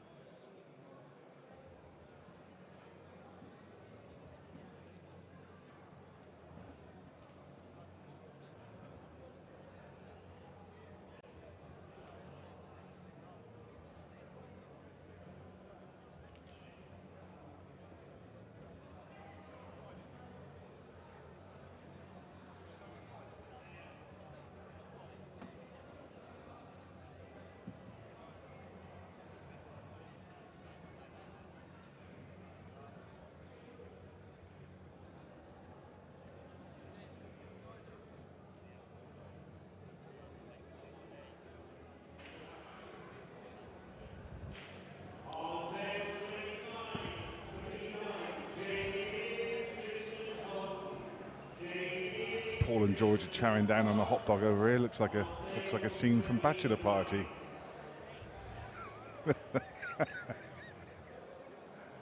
That was a great shot, by the way. Beautifully cued. Still needs another one though, because that red ball is in the path.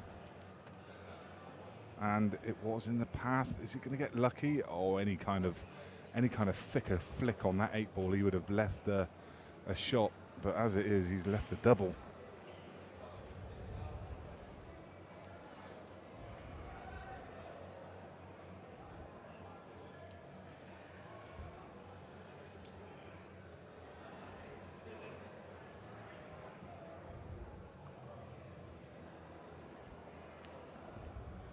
Is it there? It's close. I can't see it. It was close, but it's another chance.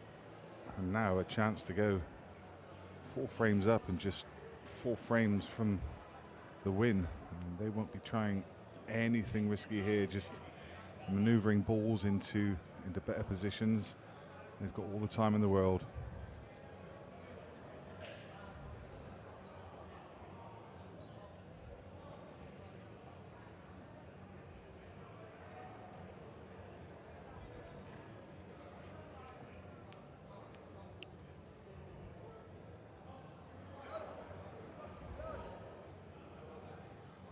Even now, not forced to go for them if they don't wish to. I think they probably will take the one at the top of this little cluster into the middle, only just to tidy it up. And it's a tricky little positional shot to get on the next one. But if they don't, then they can dive for cover. But it does just break open this little pack. And as he's played that really well, so they still have the clearance on. As I say, if that didn't come out, then they were still fine. They could go to top of table and had a plan B.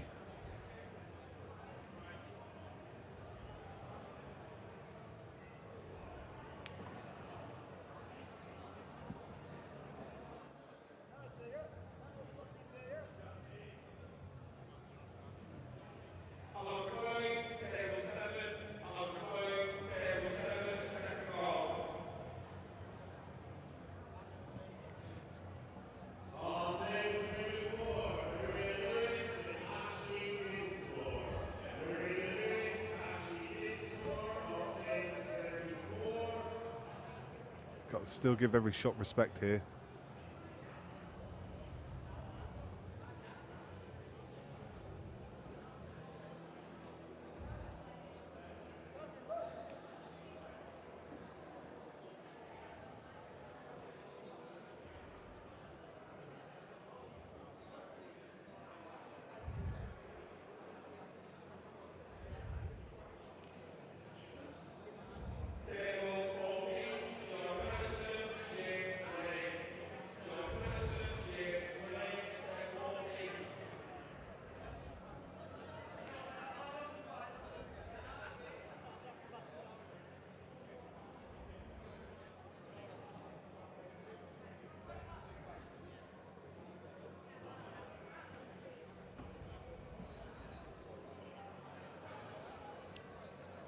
It's like I said at the top of the match.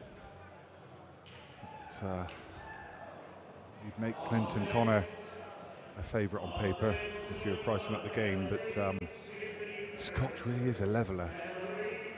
It really is a leveller. It's hard to get into a really nice stride, and it needs a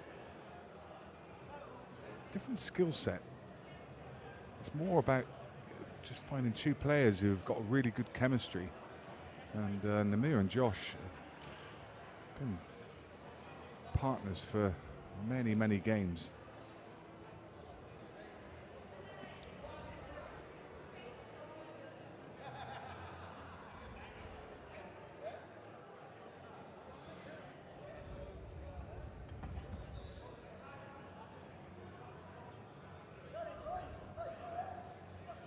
And that's going to be another telling snooker, and well, surely 4 frames.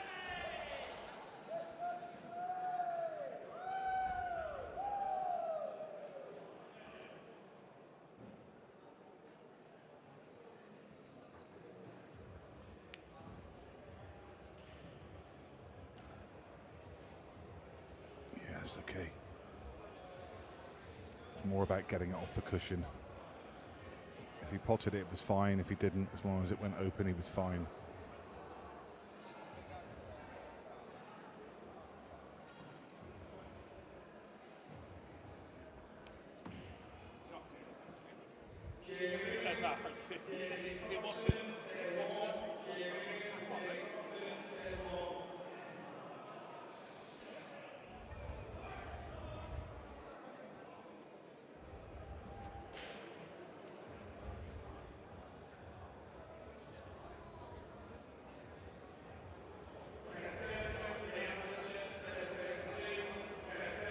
Just giving it a bit of consideration. I mean, there is a case for going up into bulk because you've got a bigger margin of error.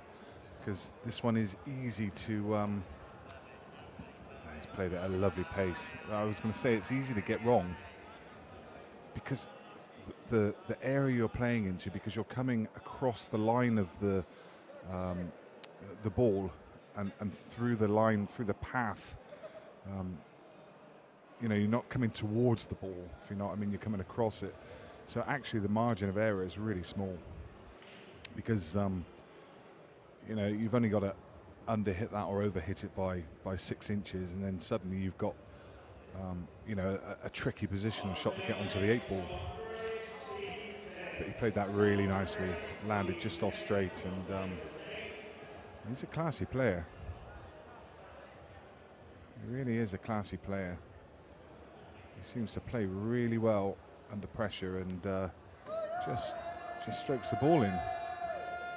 Very, very solid cue action. He's been the class player for me, Namir. He's been the standout player of the 4. Not made too many mistakes. A couple of missed balls, but generally very, very solid. No stupid misses, if you know what I mean. Sometimes it's just like, you know, just a crazy miss. You know, one that you expect him to get. He's getting the ones you expect him to get. The ones he's missed have, you know, they've been missable.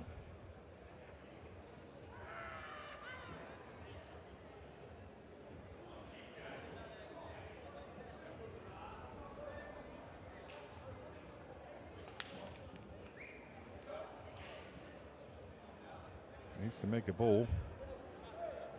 He hasn't. But, you heard him say, that'll do. It's a safety break.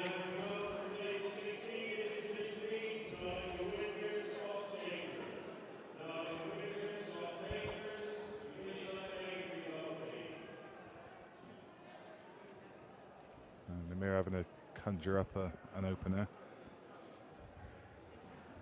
Red off the red by the looks of it. That's what he's lining up. The red is quite a distance away from the pocket.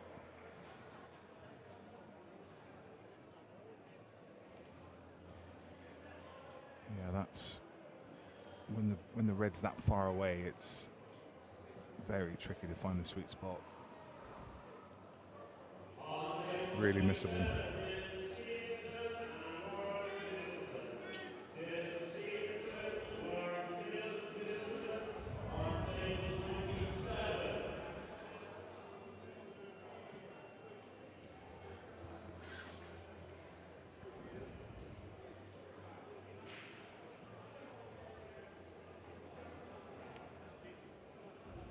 Tried to play it off the yellow, glance the yellow on the way through, but even that's tricky to find the right line.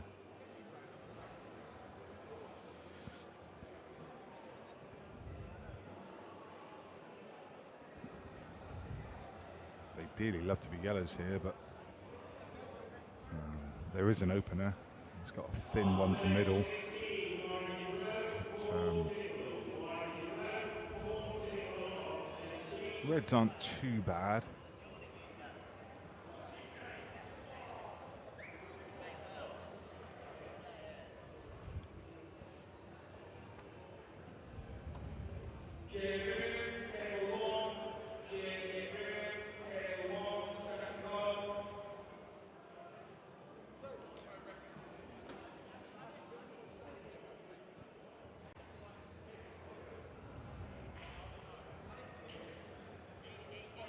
Nigel Smith asking what the score is. It's on the screen. It's 14-10.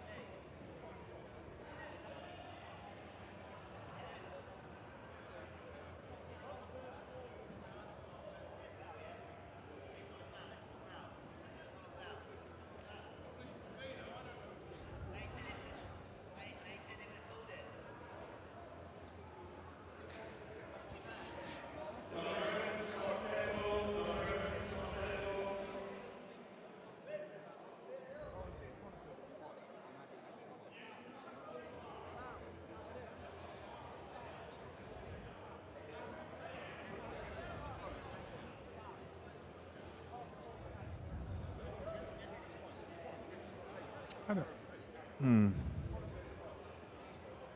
sure what the players are discussing. Maybe they're asking whether it's a foul, I guess, but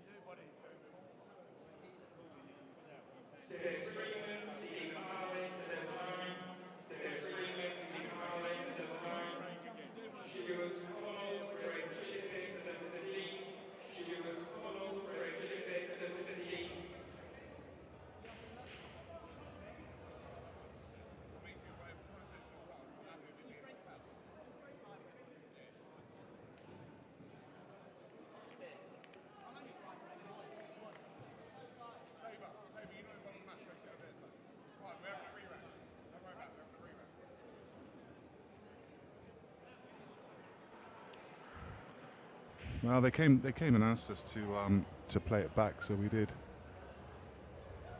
And yeah, I mean, it looked like a push shot because the cue ball rolled forward, but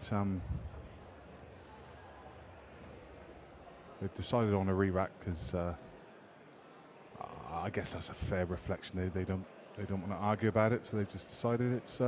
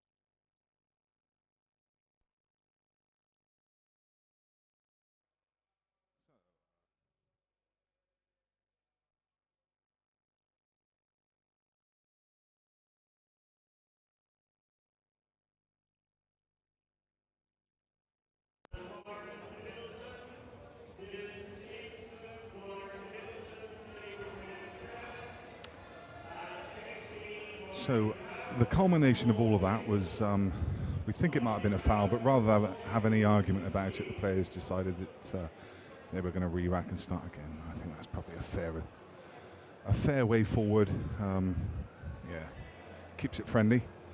Anyway, I've got some company on commentary now. It's joined by Andy Johnson. How are you? Hello, buddy. Yeah, pretty well. Are you Pretty here, well. Are you here playing, or are you here officiating, or I've got a day off. you got a day off? Well, 3 days off.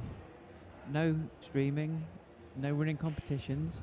I'm just here, a few drinks, play some pool. Oh, you are going to play? Yeah. Come with a team? Yes. Nice. Yeah. Nice. I've switched the brain off. Just come and watch some quality money match action here tonight. You're a sucker for punishment because you're back up in Blackpool next week as well. Indeed, yeah. I'm just cleaning tables next week, guys. Yeah. I'm up in Blackpool next week as well, but yeah. All good. Yeah. Yeah, looking forward to that. It's a long journey. It is. Well, for you especially, coming from, where'd you come from? Sort of Somerset. South Coast way? I've been up all week anyway. You love it. You can't get enough. I only had to drive 25 miles today because I've been in Chorley all week. So. Ah.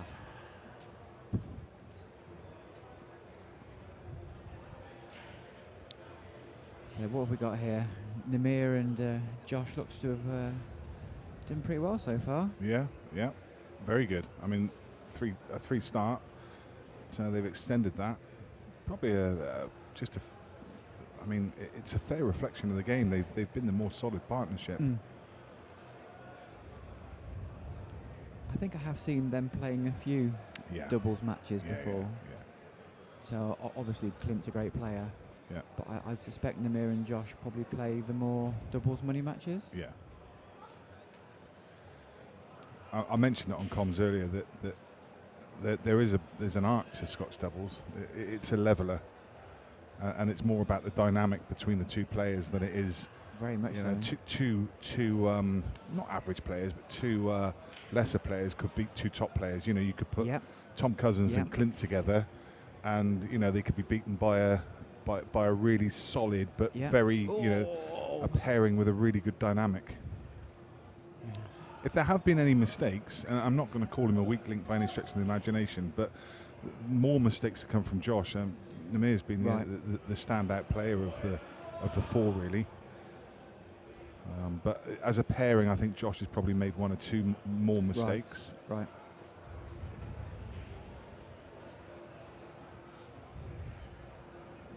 So on the other side, is that perhaps Connor making an equal number of mistakes, or? Connor's made Clint's made a few, to be fair, but Connor, the middle pockets have been catching him out a bit. So I have had a few frames on these tables, and I can say, compared to a Supreme table, the middle pockets are a little bit tighter. Yeah.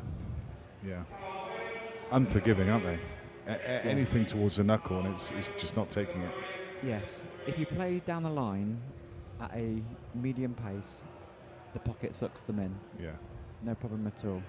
But the middle pockets, you can see from the camera angles there that anywhere sort of 45 degrees, a little bit tighter than the Supreme. Yeah. Just a little bit flatter on the approach to the middle pocket, almost like that you get in 9-ball, isn't it? Where you have to play them to the middle of the pocket. Exactly. You can't play them off the knuckle. Yeah. The jaw just stick out a wee bit more.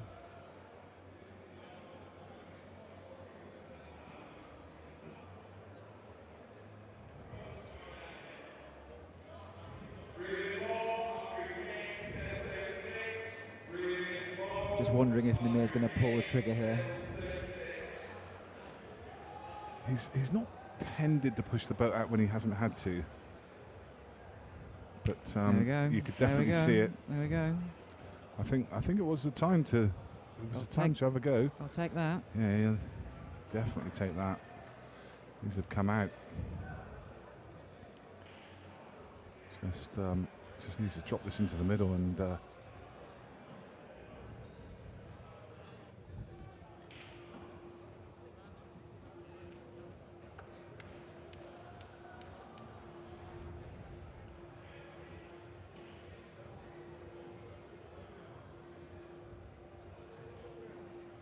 if he can just pot this bottom ball and finish anywhere in the middle of the table, I like their chances. Oh, he's It's that hamper cueing, isn't it? Yeah, I'm going to say he's half quit on that. Yeah. He wanted to be on the halfway line to Yeah. just give Josh the easiest chance possible, and he's not got into it.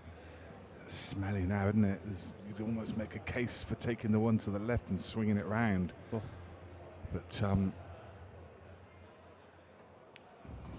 he's played that well. Yeah, great pop, Yeah. but I think he's okay. I think he can just hold it, just sort of dolly it around 2 cushions. I mean, just don't nip it too much and go in off, but I think you can just, do you know what I mean? Just that little trace of, just little trace aside just to push it off of 2 cushions. Yeah. You can see him just cueing to the right-hand side of the ball. Don't screw it into the pocket. Oh, he's gone that side of the pocket. Yeah, It's a nice like shot. it. Like it a lot. But these are fiddly. Especially 14-10 money match, $2 on the line. Tiger. Oh, that middle pocket. Tell you what, I think that misses on a Supreme as well, but they are a bit tighter. Mm. And what you said there, perhaps about Josh being maybe the slightly weaker player, is coming to the fore Yeah. there. I don't know if they would be, under normal circumstances, I don't know who would come out on top between the two of them, but he's, it's all on the game, obviously, isn't it? It's Absolutely. Huge frame, that one as well. Yeah. I like this way round as well, because probably the hardest ball on the table is the bottom one, and this is sort of setting up for Clint to play it. It's a nice shot there from Connolly, to be lovely. fair. Yeah, and he can just play this with a load of right-hand side just to use that side cushion. Really like the way he plays that. Some players might not use that side cushion and just come straight up the table, but I love using the side cushion there because you just can't fail to get decent position because you're coming up into the line of the ball, onto the line that you want to take, and it just increases the margin of error. It's something that Mick Hill preaches when he's on commentary.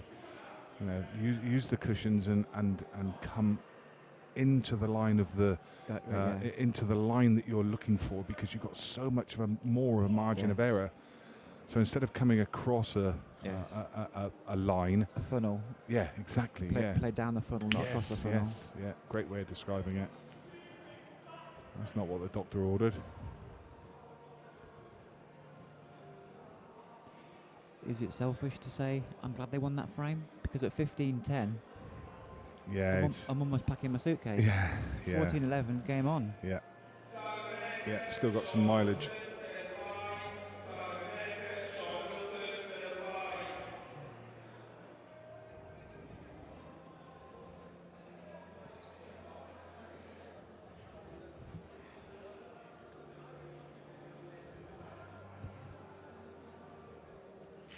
The announcers are pretty loud, aren't they?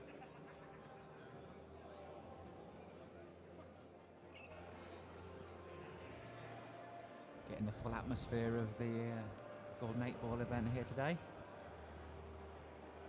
He's quit on that one a little bit as well.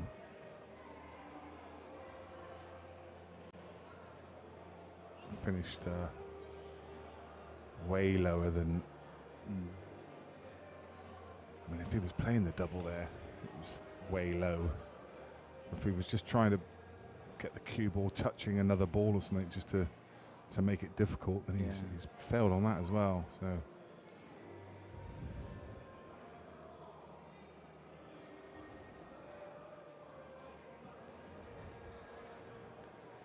These yellows look a dream.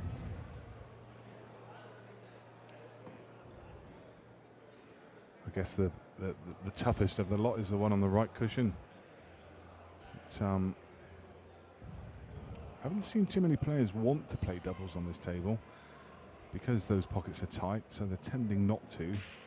You can land just to the left of the red and find the potting angle of that ball, but you would be fairly wide. Yes. He has got balls that he can use to, or they have got balls they can use to develop if they wish to. Personally, I think you try and land on it from this shot. Yeah. If you see the line he's on now, that's the line you want to be on, but just a bit further down the table. Yes. You can almost play a two-way shot here and try and leave the white roughly where his hand is. If you don't land on that ball, you've got the yellow to the bottom left as well. I think he's going to try and develop it. Oh, he's gone big. He's gone big. Yeah. I don't like that, because if you don't work out perfect, you've... Wow. I get why he did it, because if he does develop it and he's not on it, then he's still got the choice. He's got the other two, but I mean he's got another angle now on the one to middle, I think. To top corner, just to run up onto that red. Yeah, big shot, or even move the yellow. Oh, he's tried to move it, but I think he had a lovely angle just to drift up onto the red and then pop the yellow down the cushion. I'm not so convinced about trying to move it there. Yeah, maybe just feeling the pressure a little bit. Just another mechanism for you. Don't move balls unless you have to. Yeah, exactly right there. And that kind of epitomised that. It was one of those opportunities where really it just looked like a natural angle, and the thing was, if he played it as a natural angle just to drift the cue ball up onto the red, he doesn't miss the pot. It was only because he was trying to punch the pot in and move the yellow that he's actually missed it. So I'm a big advocate for trying to land on it and trusting your partner's going to get it. Always tricky, those types of shots where you're playing with lots of running side. You can easily do what Connor did there and just chop it. Yeah. He might have been fortunate in that he might have covered the yellow to the bottom left. Yeah, he has, and that won't double as well, so there's not much here. A bit fortunate there, maybe from Connor.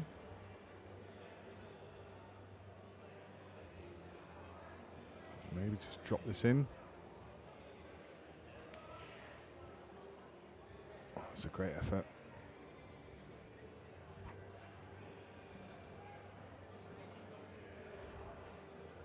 Do you know if they're allowed to communicate between shots once a visit starts? No, I don't think they are. I haven't seen them over. They tend to map everything out right at the start, and I think that's what they've decided. You know, right. I said it at the top of the game. You know, when you play Scotch, there's no real kind of hard and fast rule. I think generally it's taken for granted that you can.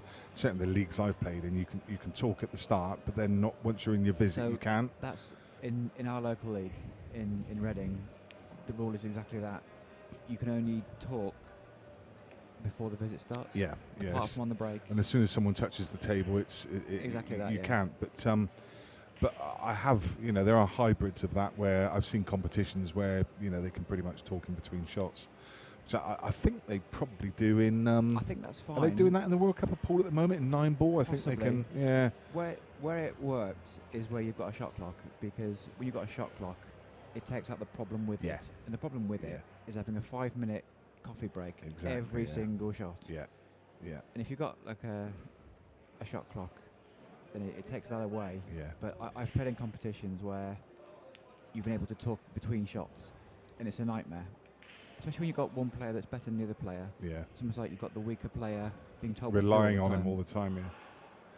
That's a super shot by Clint, by the way. It was, controlled the cue ball really well. Connor. Oh. Wow. Really should be making that pot. Really fancied him to make it as well. The thing was, didn't need to do anything with the cue ball. It was just all about focusing on the shot. Absolutely. And he hit it straight to cushion. Didn't really give it a chance. So, unforgivable, really, that one. The lads from the South Coast now with another chance. I mean, they won't be absolutely licking their lips about it, but the fact that they're at the table, they'll be very happy. Yes. The problem is here is that the yellow is in the jaws of the pocket, so it's a difficult ball to get position, to get really good position onto your next ball, and the transition from left to right or right to left, depending on how you go, is never straightforward unless you land it on a sixpence.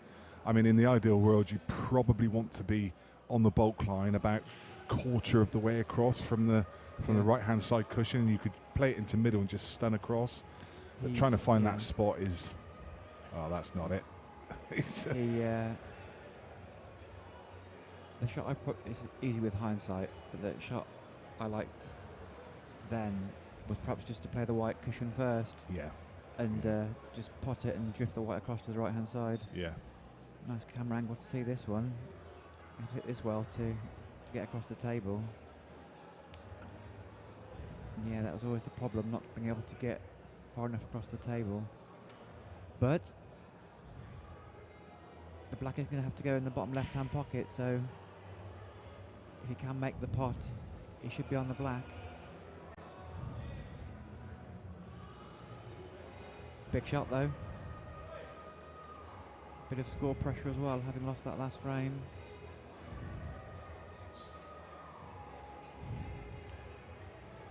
Bumped it in the cushion, bumped it into the cushion. With the new cushions, they are a little bit slidey, but that was well up the cushion.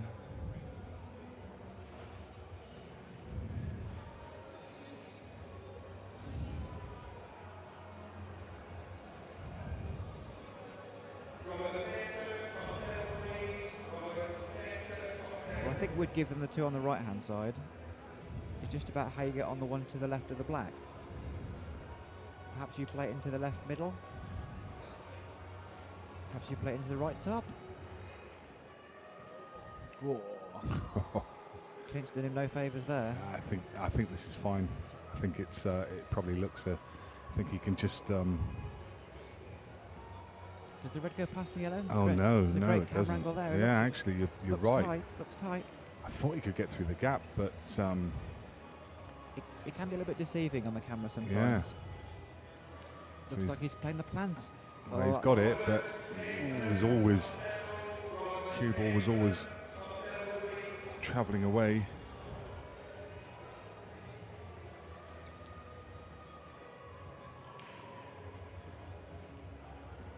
Now then, I wonder if Clint's feeling like a showreel moment here off the bottom cushion. He's just looking at if he can just dolly it, or perhaps even spin it back an inch for a snooker. Looks like he's going to just screw it back a couple of inches to get a snooker behind the black. He's got to control the white ball well here. Oh, and he's potted the yellow. That wasn't in the plan. No. I think he might have overscrewed it anyway. I think even if the red misses the yellow.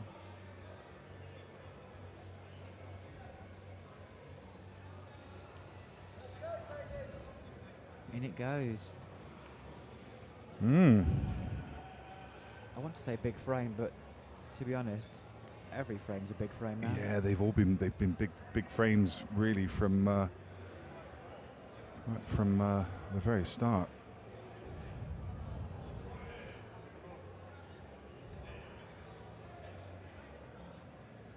Certainly from, like round about 10-8. I think at one point they were back within one, and had chances a few times to get back within one again, and just kept going the other way, and it stretching it to two. And yeah, they were big frames through that sort of middle part. Nice view of the arena here, looking splendid. Yeah, magic. Lots of pool action and play at the moment. I think there's ladies singles and also the flyers going on. Might be a ladies flyer.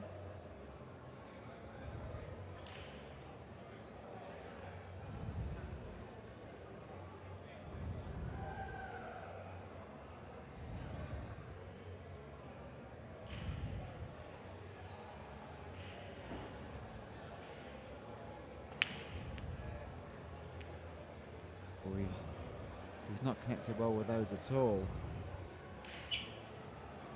He's hit the front ball, and the white's hit the side cushion below the middle pocket. As a result of not getting any power through the pack, I mean, they've gone nowhere.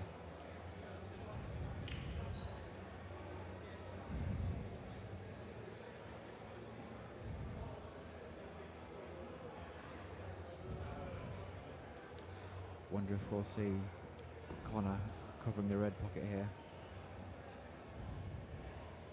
Or if he's going to remain positive.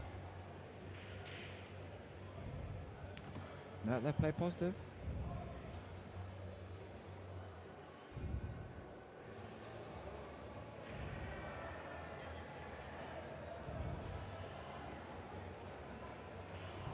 A couple of reds beneath the black look a little bit tricky. The one above and to the left of the black seem okay.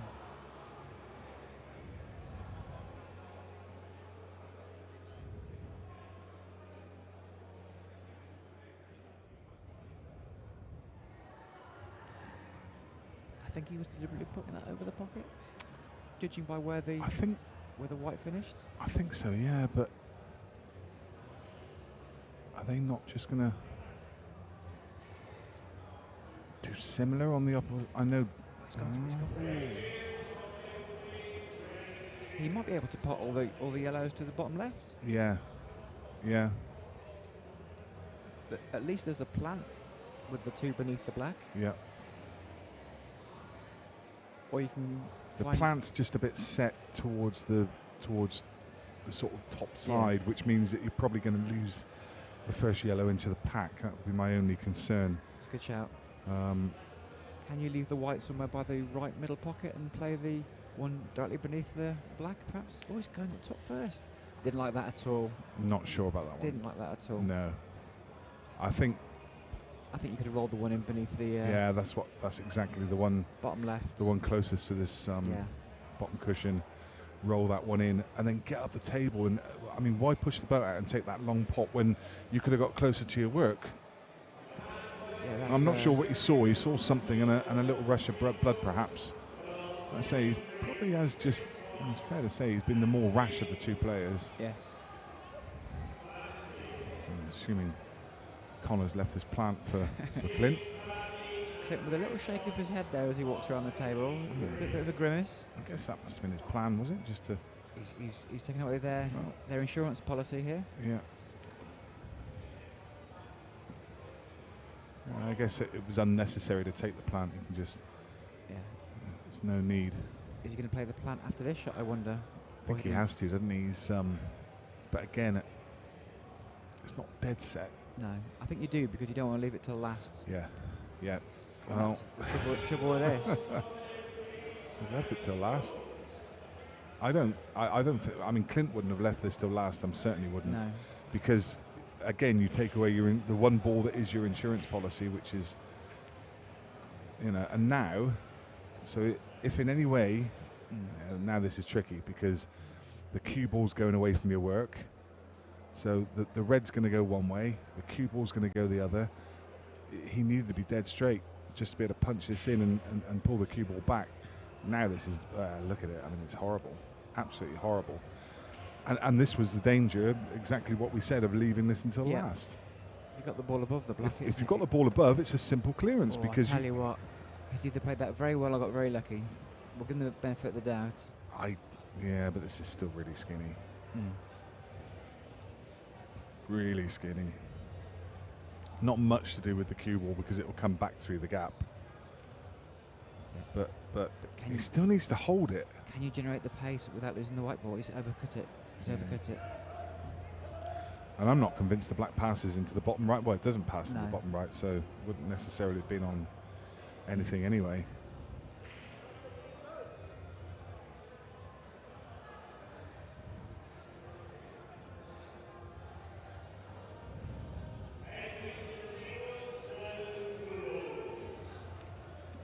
He's gone for the skill shot.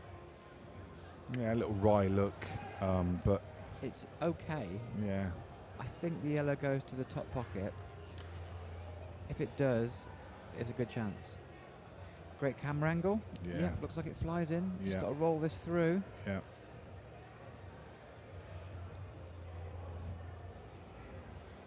I think the pace that he can play at as well makes it virtually unmissable because he can just play this at a nice sort of languid pace. Doesn't have to. Don't have to hit it that hard. Didn't have to hit it at that pace at all. Didn't need to get up the table. Could have just dropped it in. I know you don't want to drop him at dead weight because you're playing across all those finger marks, but didn't have to play it anywhere near that hard. No. I mean, the only saving grace is the black doesn't go to bottom right, so they've got to go bottom left. And where's the cue ball? The cue ball could be in off, you know. It's a great shout. It could, because the thing is, albeit the black won't pot into that right pocket, Yes. the angle you're potting the black out, I think Yeah. the yellow just, yeah. The white ball is a ball ahead of I mean, it. you can see Clint's actually cueing it. It doesn't like it. No, I don't like it. Yeah, yeah, you're right, exactly. It's a ball above, and I think the angle's there for the in off. I think Connor's just. I think Clint's just saying to him, whatever you do, get a bit of backspin into it, and try and hit the cushion just before the pocket.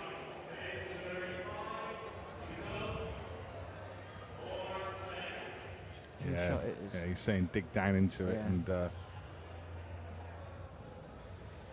Thing is, when you dig down into it and you get lots of backspin, you do push the black forward and hit it slightly thicker. see, for me, that's one thing you shouldn't be allowed to do in Scotch doubles. You shouldn't be allowed to address the table if it's not your turn. Yeah. You shouldn't be able to get down on the shot to see, you know. Just my opinion. I just.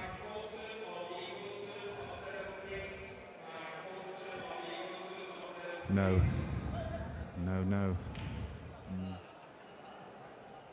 And I think Namir and Josh are quite fortunate here. There's Namir at the table because I fancy him to stroke this in the middle, whereas Yeah. Josh has not been too solid on the middle pockets. I hope I haven't. Yeah, I just fancied him just to. Oh, he's got it. Oh Oh. no, he's okay, you know. He's fortunate. He's got a Yeah. bit of a big bounce Yeah, there. yeah. Tables are playing very quick. I mean, he would have been unlucky to find that gap and lose the cue ball on the top rail.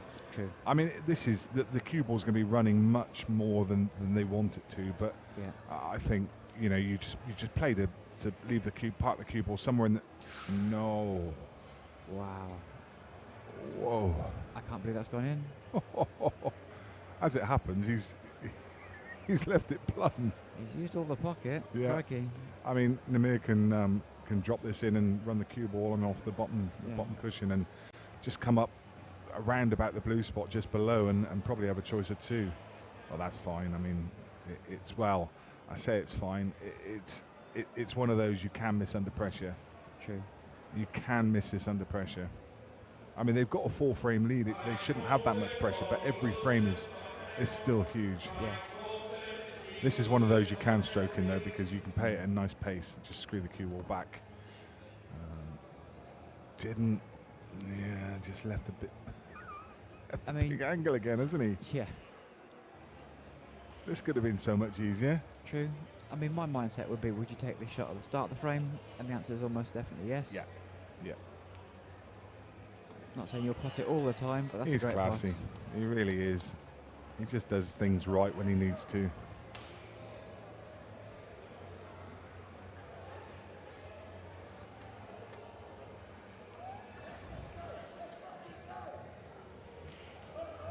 Big frame. Big frame.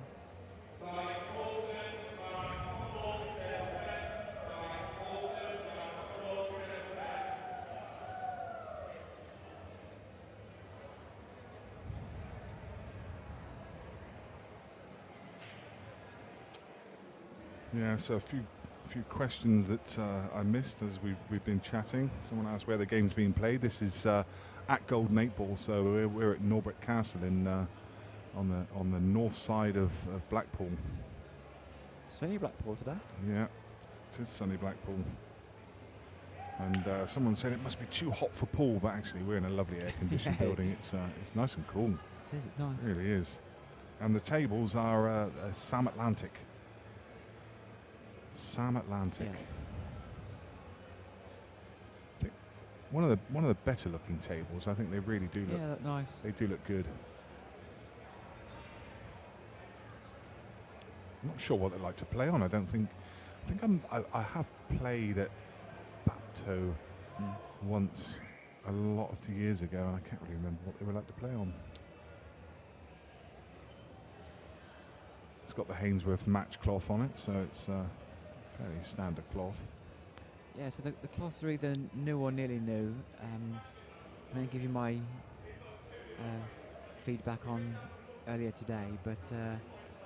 when I had my few practice frames earlier, the pockets were really accepting the balls, apart from the middles we mentioned earlier, where they were cut a bit tighter. But really nice to play on. If you play everything sort of just a smooth pace, down the cushions they fly in. That might be the pocket cutter, it might be the fact that the cushions are fairly new. Yeah. But yeah, nice to play on.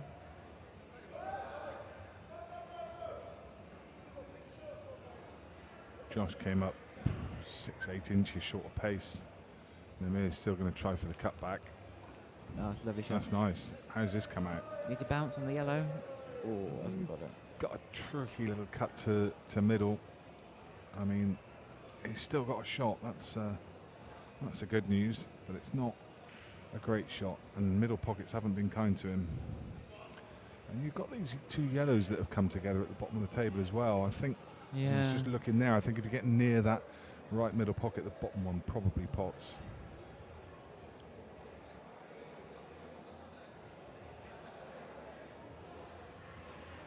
Other random fact about these tables is where you've got the ball return, there's a thwacking great envelope style place to put the triangle. The triangle, when you yeah. need it. A lot bigger than you see on other tables. Yeah.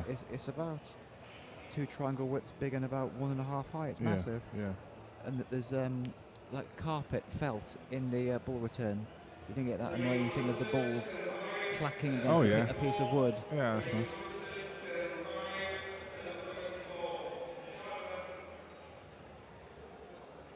Well, Nick, this is the shot you said. Can he get to the bottom yellow of the 2 at the bottom of the table? Maybe with a trace of side, you can throw the yellow in. I don't know if you can get enough of the yellow without it. It's tight, isn't it? I mean, if he was just below the middle pocket, I think he's there. But this is just a little bit tighter. I think he's queuing up with a trace of side here to He thinks he can get it. throw it in. Ah, he's made a fool of us all. Lovely. Lovely shot. Very nice. And he's just left enough angle, I think, here that Josh can pot this to middle and then just float that cue ball past the 8 ball. Yeah. All you need is just a little gentle stun and you'll have a nice big chasm to the top pocket. Nice. Very nice. Yeah. I think normally you would probably play the one below the bulk line first, but I think the red's just in the way of the angle to get onto the top one. So top one first. Well, maybe. No, he thinks that he can get across that side cushion and back out again. Oh, Nick, I tell you what, Nick, I'm going to give you a commentator's bonus point for that. That surely was always the case, wasn't it? I mean, I think you had to play a little bit more stun. A little bit more stun. Yeah, I maybe. don't think he put a clean stroke on it. To be No, honest. maybe he may have quit on it a little bit. Maybe just a little bit of deceleration. Which Yeah. the thing is, if he played it with a bit more pace, then the cue ball throws wider, doesn't it? So, Yeah. but it felt. I mean, why not go for the top one first? Because the red next to the yellow is not in the way. Yeah. You can just run on and off the top cushion naturally. Yeah, I know it's difficult. It's more difficult to get from the one on the side down to the 8 ball. But you had such a large margin from of error. I mean, Yes. anywhere from the middle of the top half of the table down to almost below the middle line, you would have had the same shot. Yeah. You had that you played just then. Maybe you felt it was with the red being there, that was more of a hazard to get onto the 8 ball. Possibly. Thought he couldn't get down table for the 8. I don't know.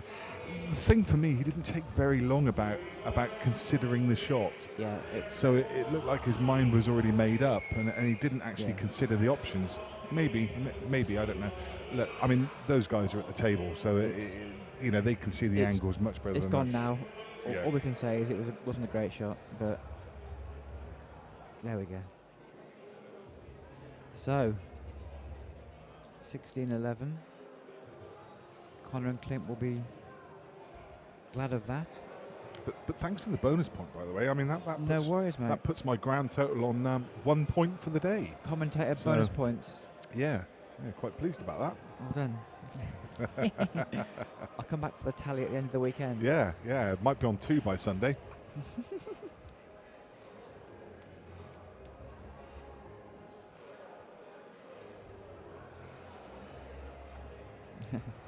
Even a, what's the phrase about watches and clocks? Even a Even a broken. even a broken clock's right twice a day. That's the one. Even a blind squirrel finds the occasional nut. Can play this with confidence because he knows he's not going to leave the yellow. Or unless you kiss it. Oof. Never in doubt. Get him on the one on the side cushion. But Have to. don't screw it off. No, that's fine. Yeah, that's nice. That's fine. Yeah, you wanted to get Clint. You want Clint playing this one. Yes. And the thing that I like in these situations, just personally, is knowing that because the yellow's on the top cushion, as long as you leave the white anywhere on the right-hand side, you're not leaving an easy pot. Just got to dolly this in. Played it nicely.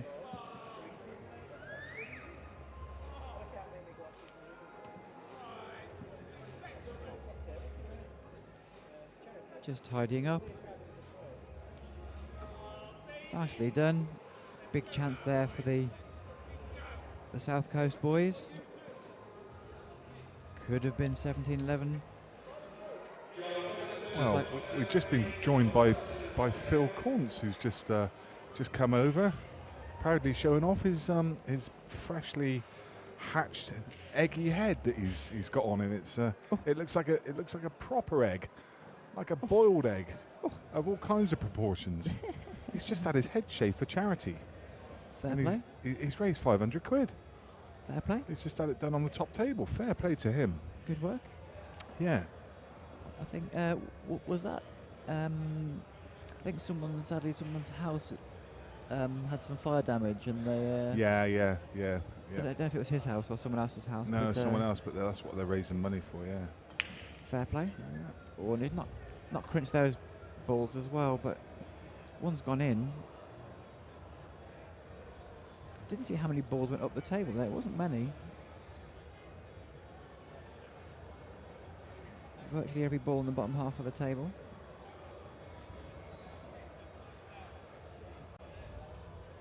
And they've identified their hard region on the left-hand side cushion, and looks like they've got a perfect angle to cause some damage in that area now. I assume they're going reds and just going to send the white into the red on the left-hand side. That being the only tricky one left.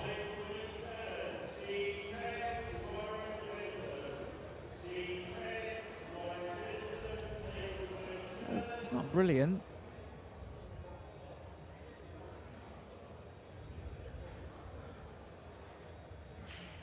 The red on the bottom cushion will eventually go into the bottom left, perhaps once the red's out the way over the pocket, but I wouldn't call it a golden chance at this stage. Do we have to talk in terms of everything being golden this weekend, Nick? Indeed, yeah, the golden 8 ball, for sure. Golden breaks, golden... I won't say what I was going to say. Golden balls.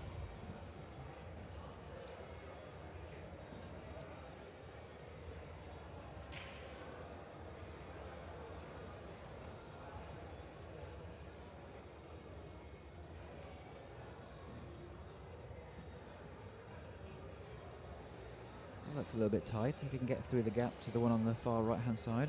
Ooh. No, Good camera I'd angle. say no. Good camera angle. Wow. Maybe with a cheeky bit of He say spin. yes. Bit of inside spin. Yeah. Yep, look at that spin. Look at that spin. Grip it and throw it in. That's such a great camera angle because it's so rare that you see how much a cue ball can throw. Yes. If you actually look at the contact point for that ball, yes, it would have naturally gone an inch or two to the left-hand side of the pocket. Towards the yellow. But just by using side, you can see how much you can throw a ball. Yes. And okay, he played it to the left-hand side of the pocket to give it every chance, but that really was a great little shot. Indeed, yeah. And it just, it shows for the club players at home how much you can actually you can throw a ball off its line just by using side. Yes.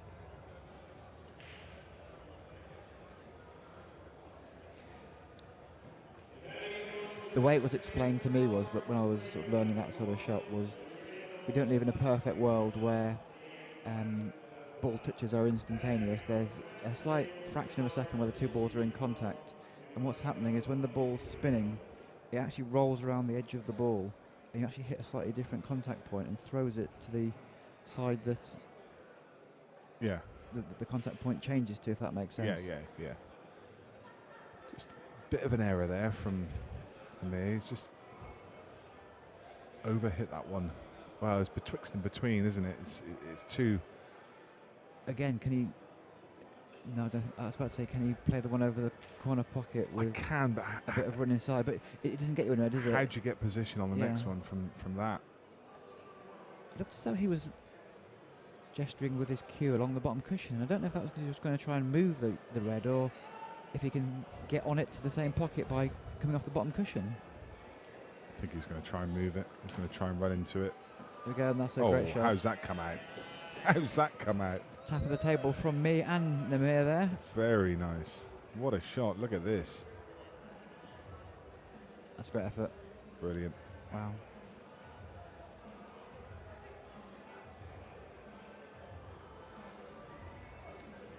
So. Ooh.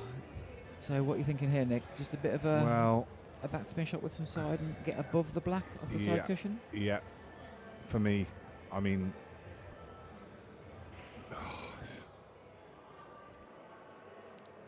the trouble is, it's you want to give yourself every chance, but there's so much traffic there, and the line you're taking, it can go so wrong.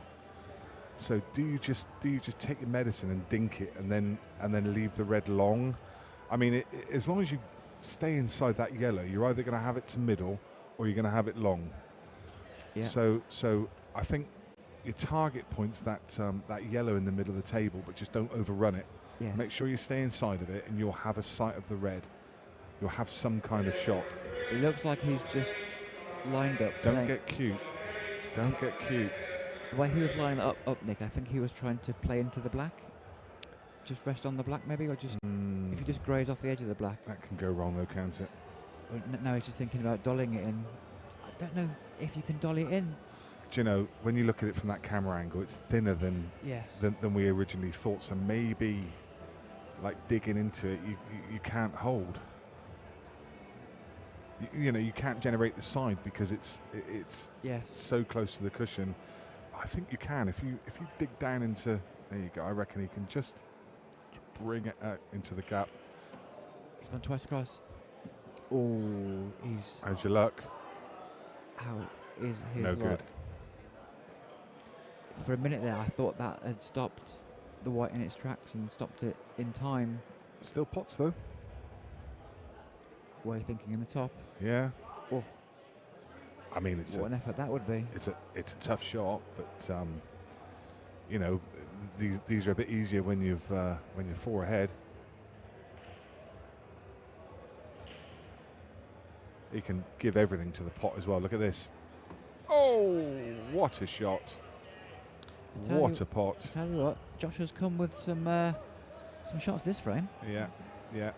Someone's told him that I said he was the weaker player of the two, and he said, "I'm not having any of that. I'm coming to the party." He's come back with a vengeance. That's a blow.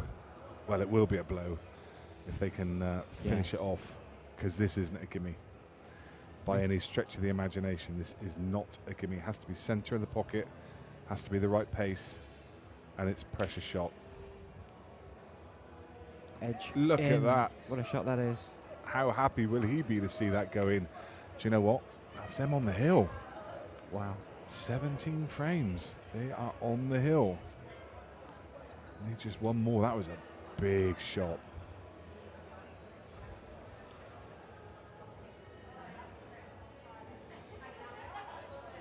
South Coast boys. I call them South Coast boys. I'm not actually sure where they are from. I'm going to say East Sussex. Sussex. They're from East Sussex. Yeah, they are. Yeah.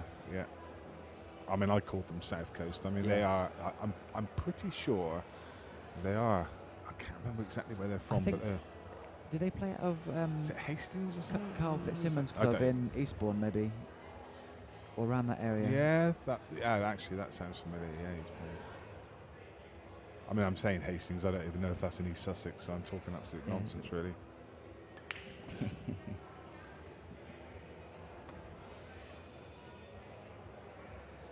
So, simple equation now for the Notts pair. He's got to win 6-0. Yeah.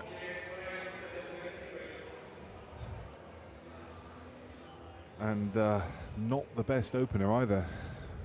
No. Because you'd love to be Reds, but you don't have one. So they may be forced into going yellows, and the yellows are a bit smelly, especially that yellow on the left-hand side cushion. It doesn't pass to bottom left. There's 2 yellows in the middle of the table. Where do they go? This is... Yeah, it's not easy. Just to say, Nick, I've just subscribed to the Beard Productions channel on YouTube, and I've just found out they've got 9.65 thousand subscribers. Yeah. If we can get up to 10,000 subscribers by the end of this weekend, that would be amazing. It would indeed, yeah. Do make sure that if you haven't done before, please do subscribe to the page, because there's all kinds of content on there. Hundreds and hundreds of games that we've streamed over the years. Indeed. And also, if you've subscribed and hit the notification bell, you'll get a little notification every time we go live. Yeah.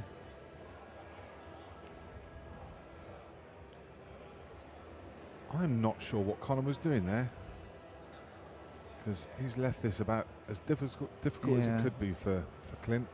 I think he can pop the one in the middle pocket. The trouble is, what's going to come next? Yeah.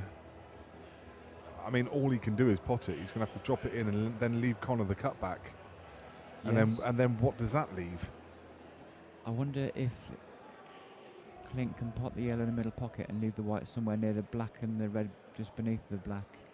Then Connor can play the yellow bottom left and then drift across perhaps for a yellow in the middle pocket to the left-hand side. I don't know if you can hold or not. Tricky. Tricky. Clint doesn't like it. He's like, what are you doing to me? Why have you left me there? Can he even get through to the one in the middle pocket? Looks tight. Because of course you've got to hit the right-hand side of that yellow as well. And if you can get past the red, there's not much margin for error. Yeah, it looks very tight. Almost not on. I know Connor, he couldn't do a great deal. He was just off straight, but I mean the point is he didn't try to do anything with the cue ball. It just he had a bit of angle that he could have played with to try and screw out or something, and he's just...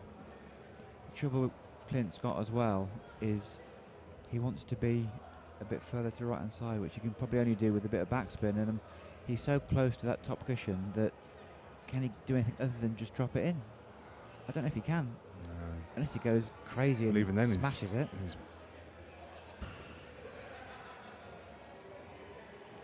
He's just played it safe. I think, I think he was trying to play it dead weight and just hope it would go off the top cushion. I think he felt it drifted a little bit. Right. That's what it seemed like anyway, because, I mean, there's nothing safe here, is there? I mean, the only problem ball's the red on the to the left of the black spot, which doesn't go to bottom left, but it would go to bottom right if he clears that pocket. I guess the two nearest the black are a little bit tricky as well, because they don't go to middle, so there's still some work to do. Oh, what's happened there? Again, just I don't know if it's a drift or a finger mark. There's a lot of finger marks on the table now, so the table definitely hasn't looked like it's been rolling off all day today, so I think it's been pretty honest, but both players there. The thing is, they are playing across the both shots are at a pace where, you know, they can take a finger mark and just pull away slightly. I think he's played that a bit tentatively for me. If you want to play it slow, then perhaps, you know, you could play a bit of a stun run through there, like a drag shot. Just trying to just trying to create a little bit of havoc Yeah. for reds. Just trying to get a yellow into the mix. Yeah. And it hasn't worked out, I'm afraid, because all he's done is he's put a red over the pocket and the yellow in the middle of the top cushion. So yeah, the only thing is not ideal. really tricky opener, but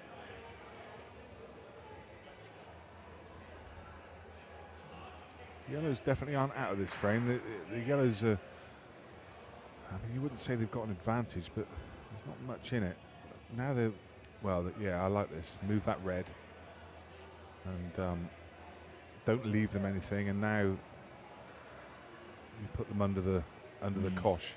He's got the yellow to top right, the one that he's closest to. Decent bit of reward, perhaps, if he gets it, because he could get the cue ball out for the other red nearest the black spot to go. Yellow, yeah. For the yellow. Sorry, what did I say? Red. It's been a long day. It's been a long day. I'm just wondering, yeah. So He's having none of it. Just pushing the yellow on top of the red. I was about to say, could they play the yellow to the top right, then the one in the black spot area, as you said, drop that bottom right? Have they? And then snick it across the bottom Have they cushion. But have they given him a bit of a? I mean, he's thrown the gauntlet down, obviously. a bit of rope to hang themselves, Nick. Well, I think that's what they're hoping for. But A bit of a tempter. is the one in the middle a big pocket? You know, the I know it's a thin cut, but the yellow is that. The yellow is probably just a little bit far above the pocket to make it a big pocket. I was thinking the one to the left there, just cutting that back, but I don't think that was ever on. Yeah, possibly some kind of double. But regardless, he just played a little containing shot. Don't mind that actually, because Big plant coming out. If you just skim the white ball back to the side cushion, you could play it as almost like a shot to nothing. Oh, to be honest, that's a bit unlucky there from Connor. yeah, if he brushes the yellow, it goes in. If it's a couple mil lower, it goes in. It's Yeah, either side. He's found a gap there that it's pretty impressive to find. yeah, yep, pretty much. And I think this red goes to the right middle. Yeah, for sure. Yeah. I mean, you could play into the two yellows on the left-hand side here off the top cushion, but do you need to? Oh, what's he done there? Oh, he's had a result. If this goes in the middle pocket, oh, that must did as well. Oh, that would have. I'm not quite sure how those yellows didn't go in. I mean, that's a heck of a result. It is, yeah. The yellows have absolutely nothing, and the reds are just sat there. Just all I can see is the yellow plant, the one that's in the camera sights there, just dead straight. Or play a containing shot just to stun the cue ball onto the red, so it's touching the red. Yep. I mean, it's a bit of a nothing shot, but at the same time, no, true. At least it gets you back to the table. Could you also top the white through a couple of inches and leave it touching the left-hand side of the possibly yellow? Maybe a little bit close to your work to do that, but maybe. Yeah, can you just top it through dead straight? Leave it touching the second yellow? Yeah, even the shot I mentioned, just to come across and leave it touching that red is not a gimme, is it? That's a.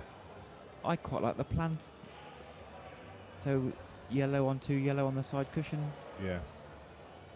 It's by no means easy, but if Clint's playing it, then there's not many better at it.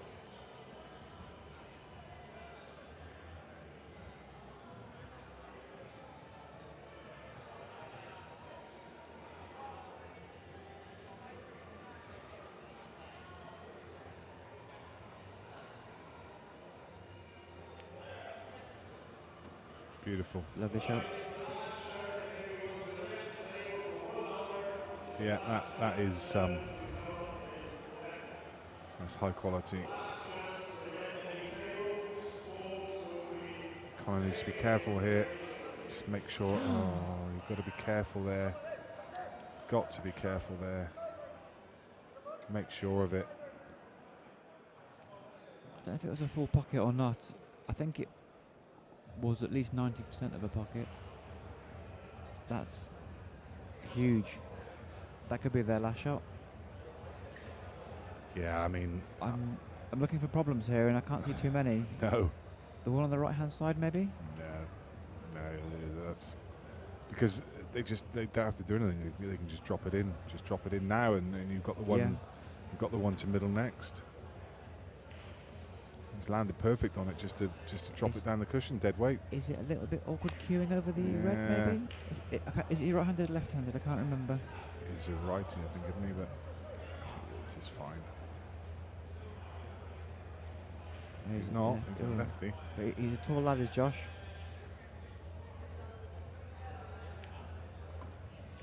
Ooh la la. I think that's the one. That was the shot. It was the only point it could go wrong.